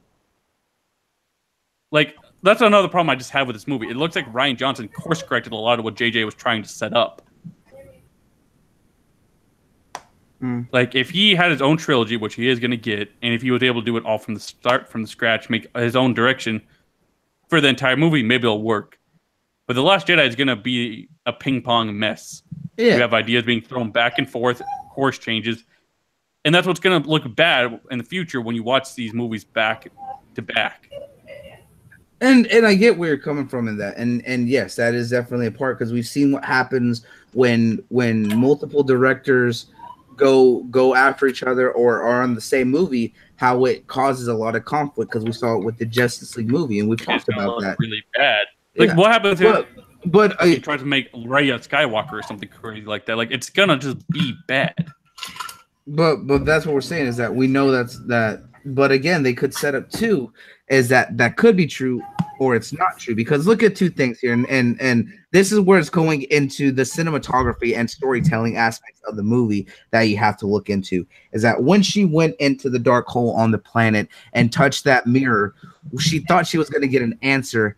However, it didn't reveal to her because of the fact that she, like, hang on, any of that. I like that. Yeah, and that falls into the aspect of she knew the answer all along inside her. But the thing is, when she was in that moment with Kylo Ren and she was told and emotionally like unsure of everything, and he said, "You know the answer." That they were filthy junk traders. Yeah, that they were nobody. I'll give it that. Yes, and that's phenomenal. And the aspect of we already have that foundation for the connection to the Skywalker saga with Kylo Ren being a Skywalker and a Solo, and he's the descendant of Vader and everything else.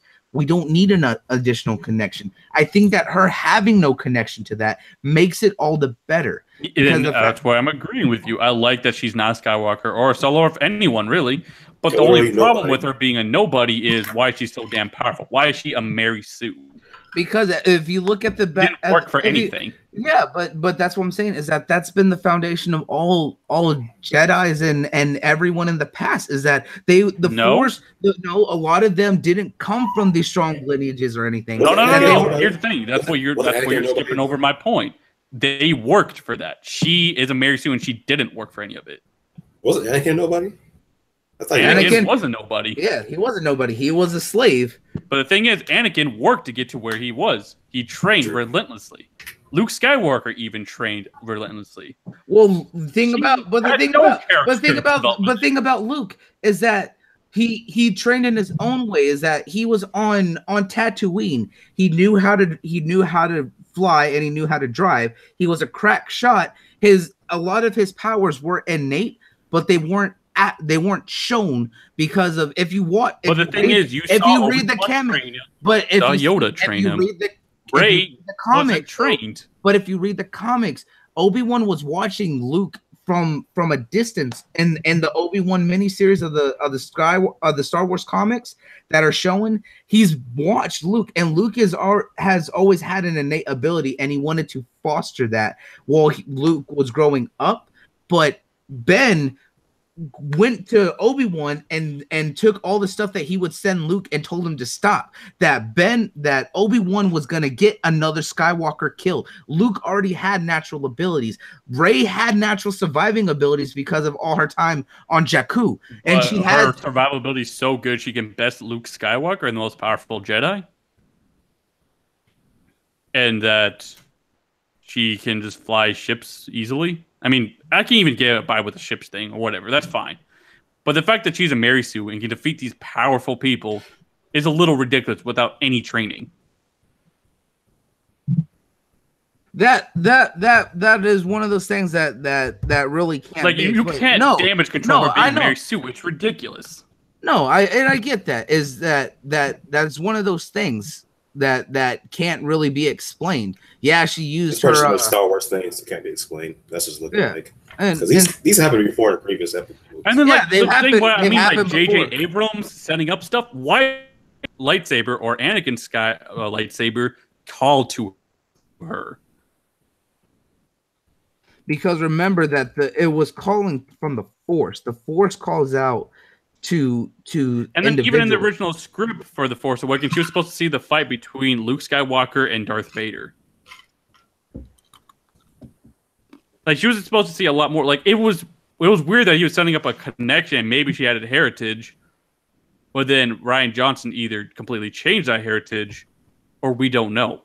Either way, I'm cool with his decision, but it doesn't explain the fact why she's a Mary Sue. No, and that's a valid point that we have no understanding of her history and how she's able to do it. And then ultimately, even like look at the dance we did. We danced for like a solid 40 minutes. That was awesome. You can keep going for days. But at the end of the day, the problem with The Last Jedi, I believe, is the fact that you have to dance.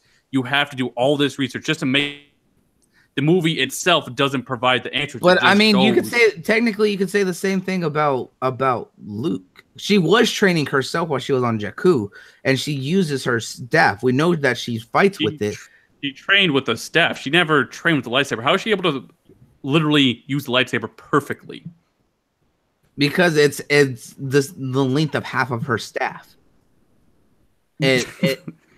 But bro, I mean, a staff and a lightsaber are very different. But the way that she was using it the same, and she was using that inverted style. But that's where I find a complication is that she was using that inverted. And then she was style. able to best the honor guards. Like really? But the honor guards aren't that skilled. They're just fighters that have weaponry that are specifically meant to counter lightsabers. But they aren't. Where do you say they're not that skilled? Where do you get that from? That's been shown in the comics. Is that with them as well as the bases, because the honor guard were picked from the Inquisitors, and the Inquisitors were just normal people that tried to hunt down Jedi. Yeah, so if they can hunt down Jedi, you tell me they couldn't handle their own against a noob being like 10-1? Yes, because the fact that their weaponry, the only thing that's astounding about them, because they don't even have armor that can stop a lightsaber or anything. They're just normal people. The only thing they have going for them is their unique weaponry that generates a So when the guy had her in a whip, one of them couldn't have stabbed her? Because the fact that she had already taken on the other ones, and the other two were trying to stab Kylo. And the one was choking out Kylo. Know. I can understand why Kylo can do all that, because at least he was trained in the ways. But Rey, she has received zero training. Luke Skywalker just showed her, hey, this is the Force. And that's it. Yeah. Now, big shout out to Blue out there in the chat showing us some love. Oh, that's cool. Yeah. But either way, yeah. She's a Mary Sue. And the fact that you have to do this dance to explain it and make the movie make sense to you, oh, that's bad storytelling. Like, the average audience member is not going to do that.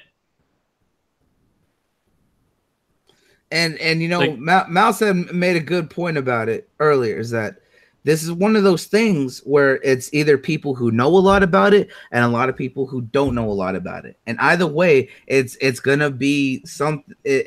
Everyone's going to take away something different from that movie. There's a lot of movies where people will take different from what they see. We saw it with Blade Runner. Some people thought it was amazing. Other people thought it was trash. Yeah, I can't speak on Blade Runner because I actually haven't had a chance to see the original or the new one. But as I said, an audience member should not have to do that much research and do all that loop-de-loop work to figure out The Last Jedi. I mean, if you just watch the movie, but the thing is, Neff, is that you're getting mad because you are a fan. People who I've talked to a couple people who don't know Star Wars nearly in depth, like we do, who still enjoyed the movie. I'm saying that this is one of those movies that's going to be polarizing on both sides of the spectrum, on both fences, whether true devoted fans love it, true devoted fans hate it, or casuals love it, or casuals hate it. It's one of those things. And a lot of it is from what people expected to what people were hoping for, as well as, yes, there are definitely some issues with presentation. I will not deny that. But a lot of it, too, is that a lot of people were mad or upset that it didn't go with the way that they were thinking of, and that's why they were mad about it. And then that's where the ping pong thing comes from. Like, exactly, Rian Johnson took it his way, and JJ was trying to take it another way, and that's just going to make the trilogy there look bad. And that's definitely one of the aspects and outlooks on things that happens about that. And I don't know. I'm not going to get over that Luke Skywalker just died in that way. That. Yeah, I get that he did something great, and I understand why you would die from that. But the fact that he chose to die like that instead of going out and actually being there. Because as he stated that, he did the same thing that Obi-Wan said to Vader, if you strike me down now, I'll be more powerful than you'll ever imagine. And then when he did, he tricked him, but he was because he was playing with Kylo Ren's mind, because Kylo Ren that's the problem right there. But that's what I'm saying. Out in a real way, but you also played a trick. But the thing is that that even with the Force duplicate, it was shown that it still has an effect on the person. So even though he wasn't actually being cut or stabbed or anything like that, it was still having an effect on him physically. But what I'm saying is that he went out by sacrificing himself so that way the resistance may live. You can say it's bad, but he distracted Kylo because Kylo was so engulfed in his hatred for him and that he was there that he didn't focus on anything else. And why is Kylo still a man-child? Like it doesn't seem as intimidating. First Order is automatically not as intimidating now just because Kylo's leading it. Yeah, it wasn't intimidating with Hux even as a general. It was intimidating with Snoke. Only because Snoke funded the what was it, Star Killer base, and they blew that up. In the few scenes he's had, he already looked way more badass than Kylo Ren. Kylo Ren throughout the whole series so far has looked like a complete man-child and someone who's not capable of getting anything done. The only thing he's overconfident, he's arrogant, and he's not that inspiring to watch as a villain. He's not someone I could see as leading the whole empire. Like I said, it's just one of those things that... And that's what I mean by direction. I don't like the direction of Snoke dying and Kylo taking the lead. Like, there's a lot of flaws with the presentation, what they decided to end up doing. And I think you have to do a little too much research to make everything make sense. No, and we're not going to get into the boring side plots such as the casino planet and her stopping Finn from dying, which would have been a very powerful and cool scene. It might have helped the movie quite a bit. But you're like I said, that yes, there's aspects with the presentation of it, but I think the direction change up does need work. However, it works in the aspect of what it is. Yes, there's issues with how Kylo Ren was presented in this movie. However, the first it's just how they showed him in certain scenes in this aspect. The aspect is that he was intimidating in the first movie because of the fact that he was more, I wouldn't say mysterious, because even when he did show himself, he had this strength. The thing is, right now, he's that you gotta think in the aspect of this is that in episode 7, after what he thought killing Han would do for him, has completely thrown him all over the place. And now everyone's saying that he doesn't know anything, that he isn't this, and that. So he's now falling into that, no, I know what I am, I'm gonna prove it. And he's doing this, and that. Yes, you could say he's a man-child. However, he's being told by everyone that you're not this and you're not that. You can't do this. You can't do that. And he's saying, no, I can. Watch me. And he's doing it, but he's still fighting with himself. We saw it even with Vader and Palpatine. Is that Palpatine rided and grinded on Vader and talked down to him. And Vader did certain things. But at the point, too, is that Vader had already established himself over 30 years.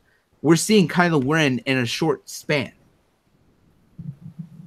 Yeah, but the difference is in 2 movies, completely disbanded, Vader had Luke critically injured, and Vader looked like the man. Kylo Ren never did. Sure, the rage part makes sense. Sure, him being brought down, trying to prove that he can do stuff, makes sense because that's what the Emperor did to Darth Vader. But at the end of the day, it's not nearly as powerful as it was conveyed in the original trilogy. No, I don't know, and I can agree with that. It definitely had its flaws. Like I said, it's not without its flaws, and absolutely dedicating to that without recognizing the flaws is not healthy. And I know where the flaws lie in one, the way that the storytelling is going, as well as the way that it was presented. However, it did have a lot of substantial parts that were effective in the story of itself. Each movie needs to tell its own story while still connecting to it. It continued where the last one left off. Yes, it had certain issues where it needed to do more that it didn't do enough of. However, it did set up a lot for what's to come in episode 9. And I think another problem with it was the snail pace. You see, the problem with Star Wars is not the problem, but one of the pros of Star Wars is it always feels like an adventure. Like they go to all these planets, do all these things like a snail pace movie. They were stuck in space, literally doing a snail race, Then they got to the planet and then had their final stand. And then Rey came over from Luke's planet. And then there was a stupid casino planet at one point, which I don't even know how they got there. Like, that was it. In episode 7, we saw them adventuring from Jakku to finding Han Solo, to finding the Resistance, to finding a whole Death Star, to finding Luke. Like, you see how like they did a lot of stuff. And this one, it felt like they didn't do much. They just got their ass kicked. Instead of completely obliterating them, they let Kylo Ren's anger get in the way and have him fight it like a hologram. Like, the story felt like it was going nowhere. And then you killed off one of the most hyped characters, which was Snoke. Yeah. I like I said, I see where you're coming from in that. And yes, it's supposed to feel like that. But at the same time, there was one centralized aspect going on. There was different plans and different side stories going on, but it still has the central. Before, everything was linear.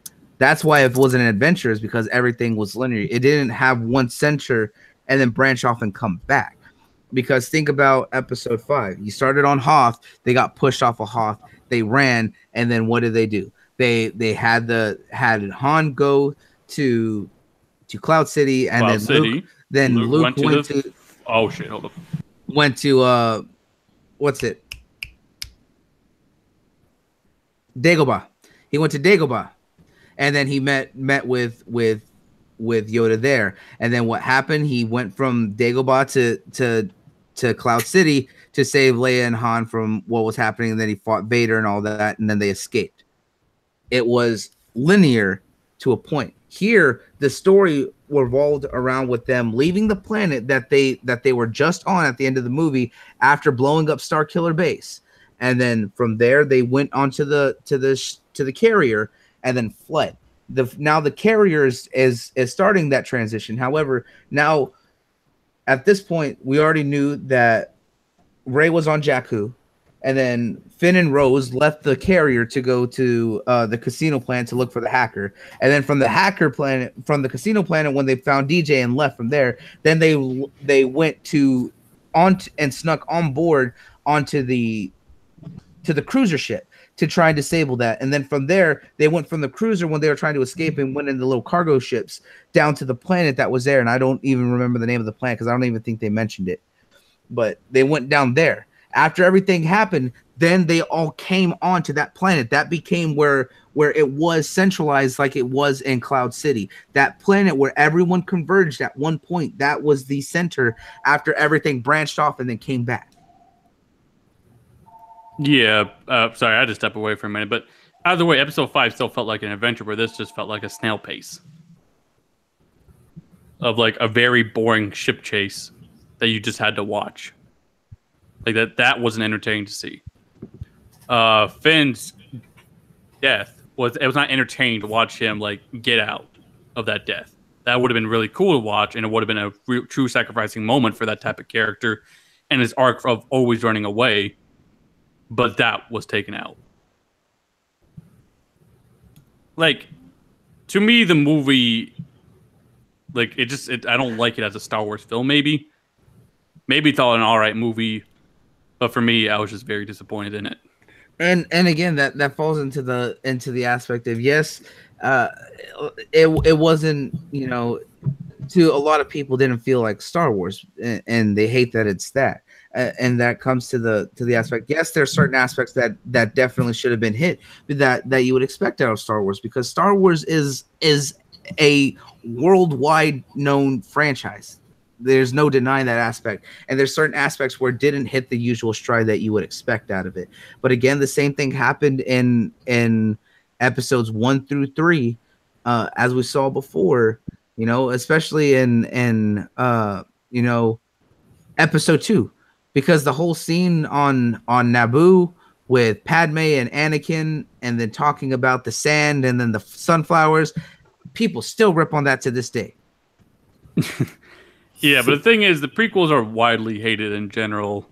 But people still, and so this movie is as well. Like, you shouldn't compare them to the prequels, because the prequels are a lot of Star Wars fans would say, dog shit. So you shouldn't be going after dog shit.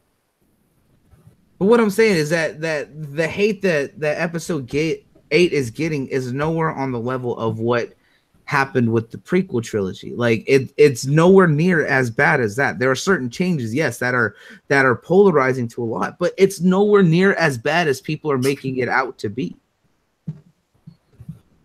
But the thing is no matter. But what I'm saying is why is never have your fans this upset. But I'm saying is that the fans are getting upset is because of the fact that everyone had these pre-thoughts before the movie aired. Because after the original trilogy, no one complained that they didn't know about Palpatine. Everyone's just like, oh, cool, he turned on him, everything's good. And then we explained Palpatine later with the prequel trilogy. And then the prequel trilogy had its issues, but that a lot of that was George Lucas all over the place and with that. And here it was a change of director and a change of vision, yes. However, they still had a centralized story from what he was inspired by JJ to write. And yes, there may have been back and forth, but there still had to be a settling with them as well as Kathleen Kennedy and everything else that's going on with the Star Wars series now that it's with Disney. Mm-hmm. But I mean, even if we agree that the story wasn't necessarily bad, that it was unique and it went in a different way that we're not typically used to in Star Wars. At the end of the day, we can't just dance over the fact that there was a lot of scenes that just looked bad. Even you agree, like the Padme and Space Jesus moment was kind of cheesy, at least, right? That was very cheesy. It was cheesy. It's just more that like they could have done that scene in a different fashion. I definitely agree with that. It could have been presented, or just let her die. Well, remember that originally she wasn't supposed to die because she was supposed to be a big aspect of episode 9. Or even though, unfortunately, Carrie Fisher did pass in real life, maybe you could have used that and just let her die off peacefully in the movies as well. Well, again, that happened after they already finished the film. Remember, when she passed away, God bless her, is that it was after she finished filming all her scenes for the movie back at the end of last year. That'd be a lot of reshoots too, if they went back and changed it. It's a movie. There would have been a significant amount of re-editing and rework.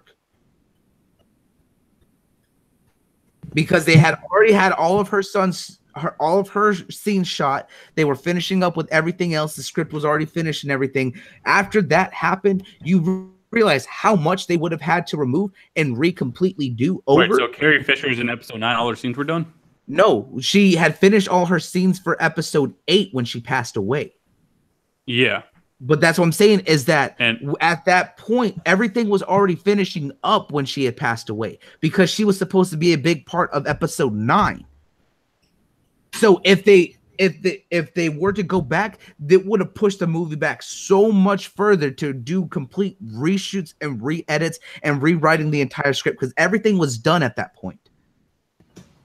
But think about it. When she went to Space Jesus, she passed out. She came and met her little. She was injured when she was. But I'm saying there's like a scene of just her being passed. Okay, and then I guess she did talk to Luke, sort of. Okay, I can see your point. So there would have been a lot that would have had to been re-edited to redo her scenes because, like I said, she was supposed to be a big part of episode 9. And Luke and Luke is still supposed to be an aspect of episode 9. As I said, that was in the original script. So the original script had a dumb moment in it as a movie for. Yeah, and like I said, there could have been a different way that they could have done that scene with her, because she had sensed Kylo because Kylo was sensing her as well, and that's why he didn't fire. However, his 2 other pilots that were alongside him did, and he stopped and he watched, and he was kind of not wanting it to happen, and she knew it was coming. However, she could have, they could have done something different. She could have created a force field around herself that kept her from being pulled out and sucked into space. There's many different things they could have done to keep her if they were going to do that scene. Mm-hmm. But as I said, that was just something bad. And script, that whole Yeah, scene. it was a presentation aspect of that, but her being alive and being able to do that is completely plausible. It's completely plausible, and how it was, what was possible. However, it's just the way that the scene played out. I can agree that was a presentation issue. I don't know, man. If you're blown to space, I don't see you pulling yourself back. Well, remember, they hit the ship and breached the bridge. She was got fucked up. She got sucked into the vacuum of space. She wasn't blown up. Admiral Akbar and the others were, because they were standing next to her. If you're in the vacuum of space, there's no way you're gonna be able to use the Force. You'd be dead almost instantly. That's the thing. This probably falls on another thing. It's just being Star Wars because Star Wars. And then this is space fantasy. They said they literally blew missiles into her. Like, you're telling me she didn't get any debris damage from that? I think because in her vacuum of space, as soon as the impact happened on the ship, it was immediately pulled back into the vacuum. No, if you're pulled back, objects are also pulled back at a rapid pace. Yeah. So it probably didn't hit her when it impacted. Too? Like I'm saying, like I said, that's an issue in presentation, but her surviving is plausible, but it's the way that it was done. And that is one of those aspects I do agree on. I think both exhausted both sides of this argument. Yeah, man. I could keep fucking dancing back and forth, but either way, in my opinion, I just don't like this movie. I don't think it was done that well, and I hope J.J. Abrams fixes Episode 9. Like, well, maybe I just don't like Rian Johnson making Star Wars movies. Yeah, I don't know. He could do like a Rogue One type thing or something, but I don't like him in this. Yeah, well, a lot of people feel that way about Rian Johnson right now. Yeah, well, not too Godzilla now. Well, all y'all out there right now who are watching, definitely leave us your thoughts below. We'll see what y'all agree and feel on this issue, because this is one of those things that just isn't going to end anytime soon right now. And then with the Han Solo film coming up, all I'll say is episode 7 didn't have everybody in an uproar like this. That's all I'm going to say on that one. Calm down there, sir. It didn't, though. Well, I think we can move on to our final topic now, which is a new Godzilla show that aired on Netflix. Yeah, the new Godzilla. Yeah, you guys got to talk to me about that, man. I hate CGI anime styles. I know, but I've seen like good stuff. Like this isn't an anime, but I like Star Wars: The Clone Wars. That's CGI anime. See, the the Godzilla movie was actually really good. I enjoyed it. When it comes to CGI, especially in a lot of animation, I do always feel iffy with it. Like Knights of the Knights of Sidonia. The Knights of Sidonia's 3D animation, I don't like it at all. Like, I don't like Knights of Sidonia at all. And it's no part to its storytelling or anything. It's completely the animation. It's so off-putting, and it's the same way that the Berserk remake that came out a while ago is so bad. Yeah, how that had all that controversy. And however, this one, my crappy TV show. Well, they weren't crappy when I was a kid. Yeah, show Cody Loco or whatever. Oh, Code Lyoko? Oh god! Yeah. Oh god! Yeah, I like the show as a kid, but now if I watch it, it's like, God, this animation's awful. Yeah, I liked Code Lyoko, but it's definitely not something you want to revisit because it does not hold up. Leave that in your memories. But my friend told me, don't bother, bro. It does not hold up. Yeah, it was great if you saw it the first time around, but going back and watching it, no. Yeah, but again, now if they were to there are good CGI animations that can be done. Look at Space Pirate Harlock. I love that movie, and that 3D animation is phenomenal. You've seen it in like the Final Fantasy movies with Advent Children and what's it? Spirits. What was the other one? Can't remember. But there's some 3D animations that are phenomenal, and there's some that are just garbo, like straight garbo. Like, put it to the fire, it's done. But this one, it can be bad at certain points. However, it's mainly with the human characters at certain parts. Does it look off-putting? Yeah, because like CGI monsters never looked that bad to me. For me, it's different. I enjoy it. Didn't bother me up until they showed Godzilla at the end. When they showed him, I was like, I can't do this. Dude, I thought they did Godzilla's model very well, and when he activated his atomic breath, like, it's amazing. That looked good, but like for me, like Godzilla, he always had this like reptilian like fossilized reptilian look to him. But in this, it's just art direction, bro. Like, yeah, but I mean, if you've seen like the old Godzilla to how they've slowly changed Godzilla over time, he's kept same. He's kept the same look, but he's made small, slight changes, mainly in the face and the chest area, where it looks a lot more. Where it does look reptilian still on the back. However, the face looks a little bit more like lizardy, but kind of like man lizard, but it's very scaly at certain points. And I think this one is more like rock like, because even at the end when they blew him up, like when he shattered, like freaking rock fragments went everywhere. Like this not scales. This is like a damn rock monster at this point. Yeah. Operation. I mean, you gotta get your story clear on this though. You said you liked the anime, and then you didn't like the. What is your stance on this show? All right, so this at the beginning, right? I was liking it so far because it was for me. It was tolerable. I didn't have the glaring issues, but I just didn't like how Godzilla looked at the end. Get that close up on him. I'm not really liking his all that much, but in the beginning, I was liking it because they're showing how different build up the world, right? Well, how they got to where they are now, being in space, being refugees from Earth, right? Because they're showing in the beginning how they evacuated that planet and everything. Everybody gets to the ship, and they show Godzilla off and distance walking on the ship. And dude pull a freaking crackpot shot on damn space shuttle, bro. That's why I was jumping out my seat, bro, because that shit was awesome. Because that's why you saw me in the group chat with blowing. Like, oh shit, this is dope as fuck. That's why I was hyping it in the beginning. But towards the end, I was like, okay, it's a little slow, but it's all right. But like when they kill off Godzilla at the end, that 3 more of them popped up. I was like, come on, y'all. Like, what are we doing here? But see, some of the I like the story and setting up for what happened and why humanity is where it is. Yeah, this was dope. It was great. I was like, some of the interaction on the ship was a little bit off for me in the beginning, but after like the 40-minute mark when they come back to Earth and they get down on it and everything starts going, I really like that part. Like I like the little monsters that they had because they had like these little Godzilla like creatures. That were really cool. Yeah, they're like little dragon things, and they were like made of the same stuff that made Godzilla, Godzilla what he is and all that, and had the same kind of like hard skin style like him and stuff like that. And I like that they were showing a lot more of the action.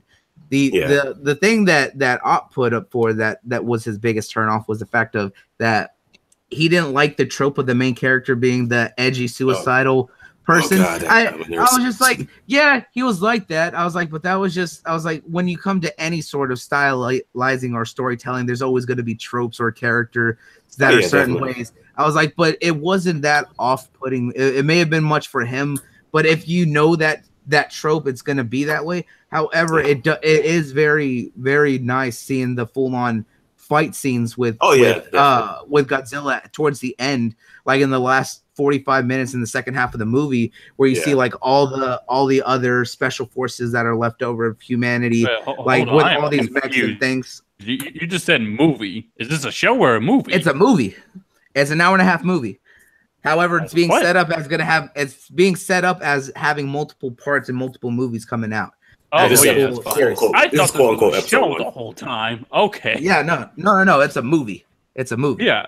Because you've been talking about a Godzilla movie for a while. I'm like, I wonder if there's just a Godzilla movie and this is also a Netflix show. But okay, it was the anime movie they talked about back last summer, back last July that they were going to do. They were going to do an anime Godzilla movie, and this was it. And there's supposed to be more coming, supposedly, which I'm looking forward to. I mean, that's cool that Godzilla's gonna make a comeback in the anime form. It's on Netflix, so we can get a more wide audience. Of course, we saw Godzilla. Yeah. Hey, man, Godzilla is one of those iconic characters, just like Dracula and Guy. We got 30 of them. We got 30 of them motherfuckers now. Yeah. No, Godzilla deserves better. I hope a sequel like for his actual Hollywood movie. I hope that's good. Well, they're actually they are, because if you watch Kong Skull Island, they actually showed that Kong is gonna go up against Godzilla, and that there's gonna be a crossover movie coming up soon. Let's be real. Let's be real. We all know Godzilla's winning that shit. There's no way for King Kong. I don't know. Hang on. There's no way. I don't know, because the Kong in Skull Island was a badass, more so than the Kong before. Bro. Look, unless Godzilla, I'm saying unless Godzilla basically rips open Kong's mouth like he did Mothra in the movie and uses the atomic breath straight down his gullet, that Kong is gonna give Godzilla a run for his money. For now, I want Godzilla take these crackpot atomic breath shots. I want him to see that. Do it from now on. I really want to see that. The thing is, you could fucking burn Kong and shit. I mean, Godzilla has that water maneuverability. King Kong, he's no joke. Like you could take on almost any monster. He's more agile. Godzilla's Godzilla.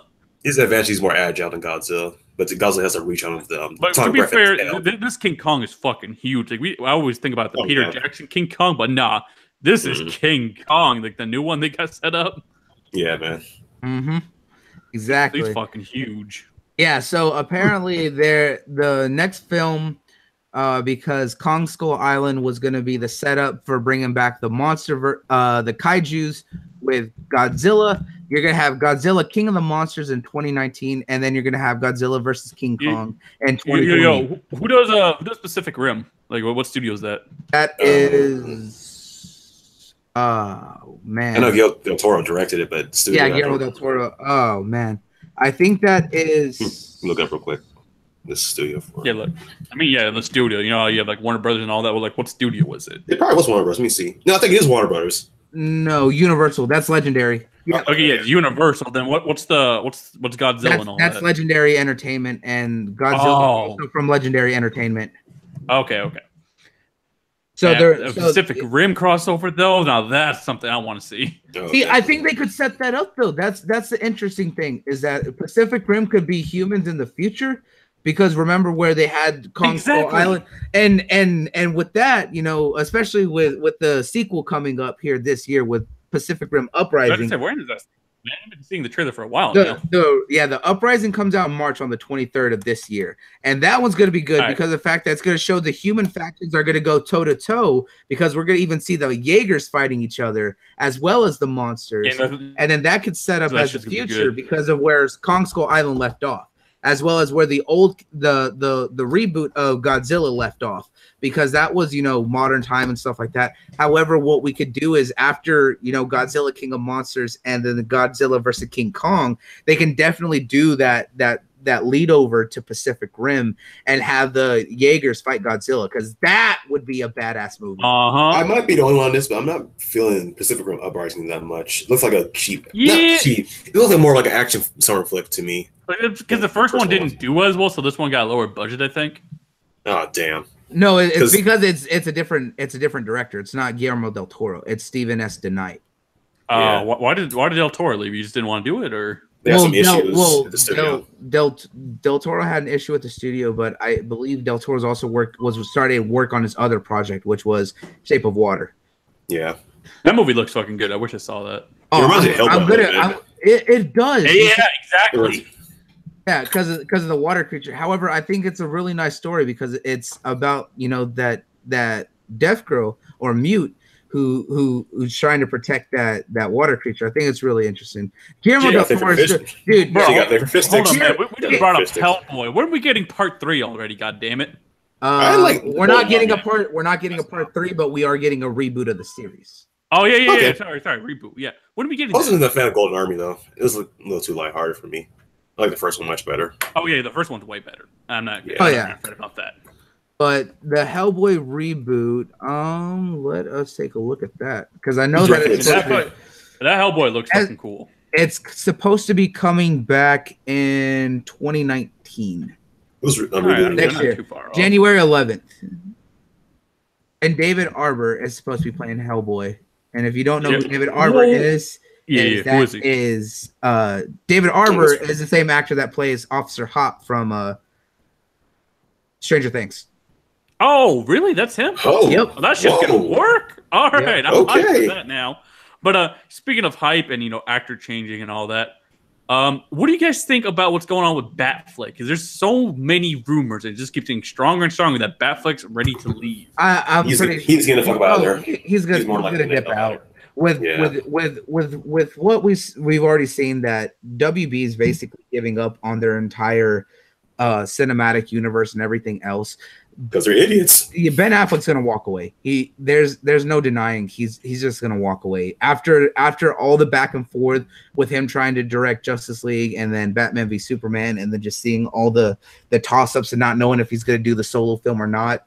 And that the last movie he's probably going to do is The Flash. I'm pretty sure he's going to walk away from the project. I'm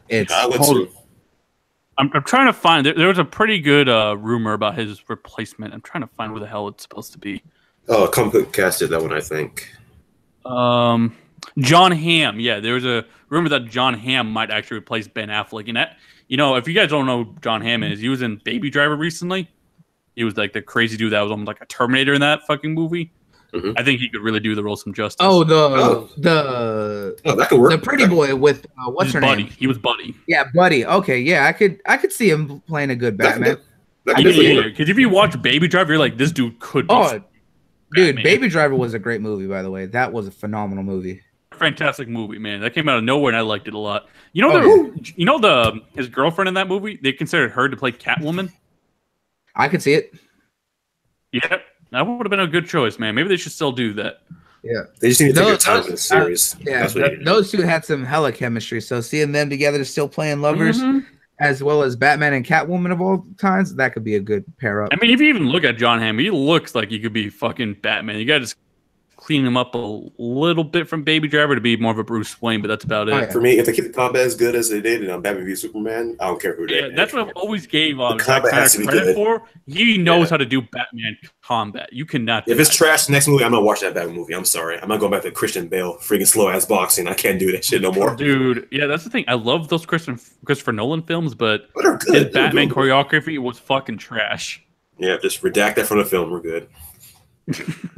Those films were fantastic, but it shows you what good story can do. Like, you could have not the great of action scenes, but you still love that film so much. Yep. Yeah, I was watching like a Vidoc of it. It's like a mix of Capoeira and like anime. It was something like that for his fight. But then again, you could do the opposite. You could have great action like in Mad Max, and who gives a fuck about this story? True. It goes either way. But yeah, that's good. What were we talking about before that though? Talking about Godzilla. What else? We were talking about Pacific Rim, and yeah.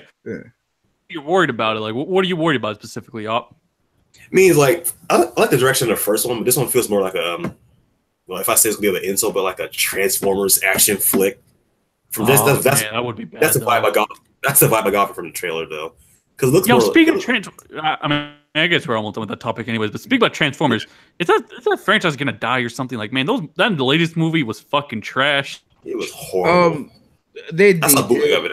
I think that was supposed to be the last one, but you gotta love that. Not, though. Oh God, they're gonna. I think Michael Bay threatened to do a Transformer movie for 27 more or something crazy like that. Oh no. Like the worst part about it is that he's not even consistent with his own story. Wait, we get Bumblebee though. We get Bumblebee. Every movie the retcon of the last retcon. Like, oh my God. Oh my, Bumblebee, that fucking stupid ass retcon they did. Like, Bumblebee was always on Earth. It's like, oh yeah, that shit made no sense. It doesn't make sense in your storyline. Actually, the Transformers have been here since the time of old England and have been around since King Arthur. Brown Badge, don't drop. They're gonna drop Wolverine in that shit. I'm telling you right now, they're gonna drop Wolverine somewhere else. They've actually been living on the moon, and we've known about it all along. Like, his own timeline doesn't make any fucking sense. This shit makes less sense than fucking Zelda's timeline. Come on, man. Yeah, like each movie's a retcon of the last retcon. Like, come on. Oh my God, Transformers is fucking trash. It sucks because I even like the first movie. I'm gonna admit, I love the movie. Everything after that became garbage. I actually enjoyed the third one though. It wasn't as bad for me as anybody else does. But after the third one, I think it started going downhill. Like, the second one was okay, and then it started really going downhill with like Age of Extinction and all those. The second one got hammered for being those stereotypical Autobots. They got hammered a lot for those. It's whatever. I hate how you want to know what I think. Blade's gonna agree with me. Probably you two, Up. I hate how the Decepticons are cannon fodder. Like, the Decepticons are badass. God damn it. Yeah. Why are they always outnumbered? Why are they always so goddamn outnumbered? That shit makes no sense. It should be the opposite. You know, it really made no sense though. In the first one, like what was Cube called? What was Cube called? I forgot what it was called. Man, who would lay into this right now? Hang on, we're gonna have to save the Transformer rush for another night, because if we're gonna do this, we got to bring in K Mega. The man knows Transformers more than anything. We're gonna have to bring this. One last thing. As far as the Cube in the first one, why is it when that thing touched the damn grid, it only made Decepticons? Like, who explained that? Like, why is that even there? Well, that shit makes no sense. Optimus Prime he touched it and shrunk down that size, but for some reason, whenever it touched the ground, everything mechanical or electronic turns to a Decepticon. Like, for me, that never made any sense. Man, this is our longest show ever, bro. We are over 2 hours into this one.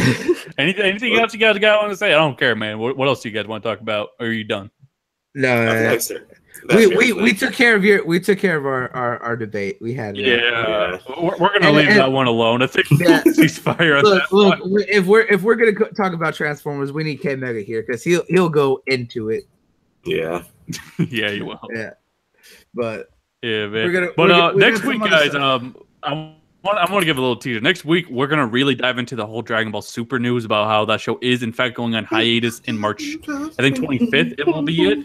A lot of millions of nerd tears have come out. I know the stories. Butter. All right, I'm gonna have to give you the quiet button right now. Okay, I'm done. But we will be back next week to talk about that because there's definitely a lot of feelings that we have about it, especially one particular king among us. But we hope we hope that y'all join us again next week. So everyone that was here, thank y'all for joining us, and y'all stay beautiful out there.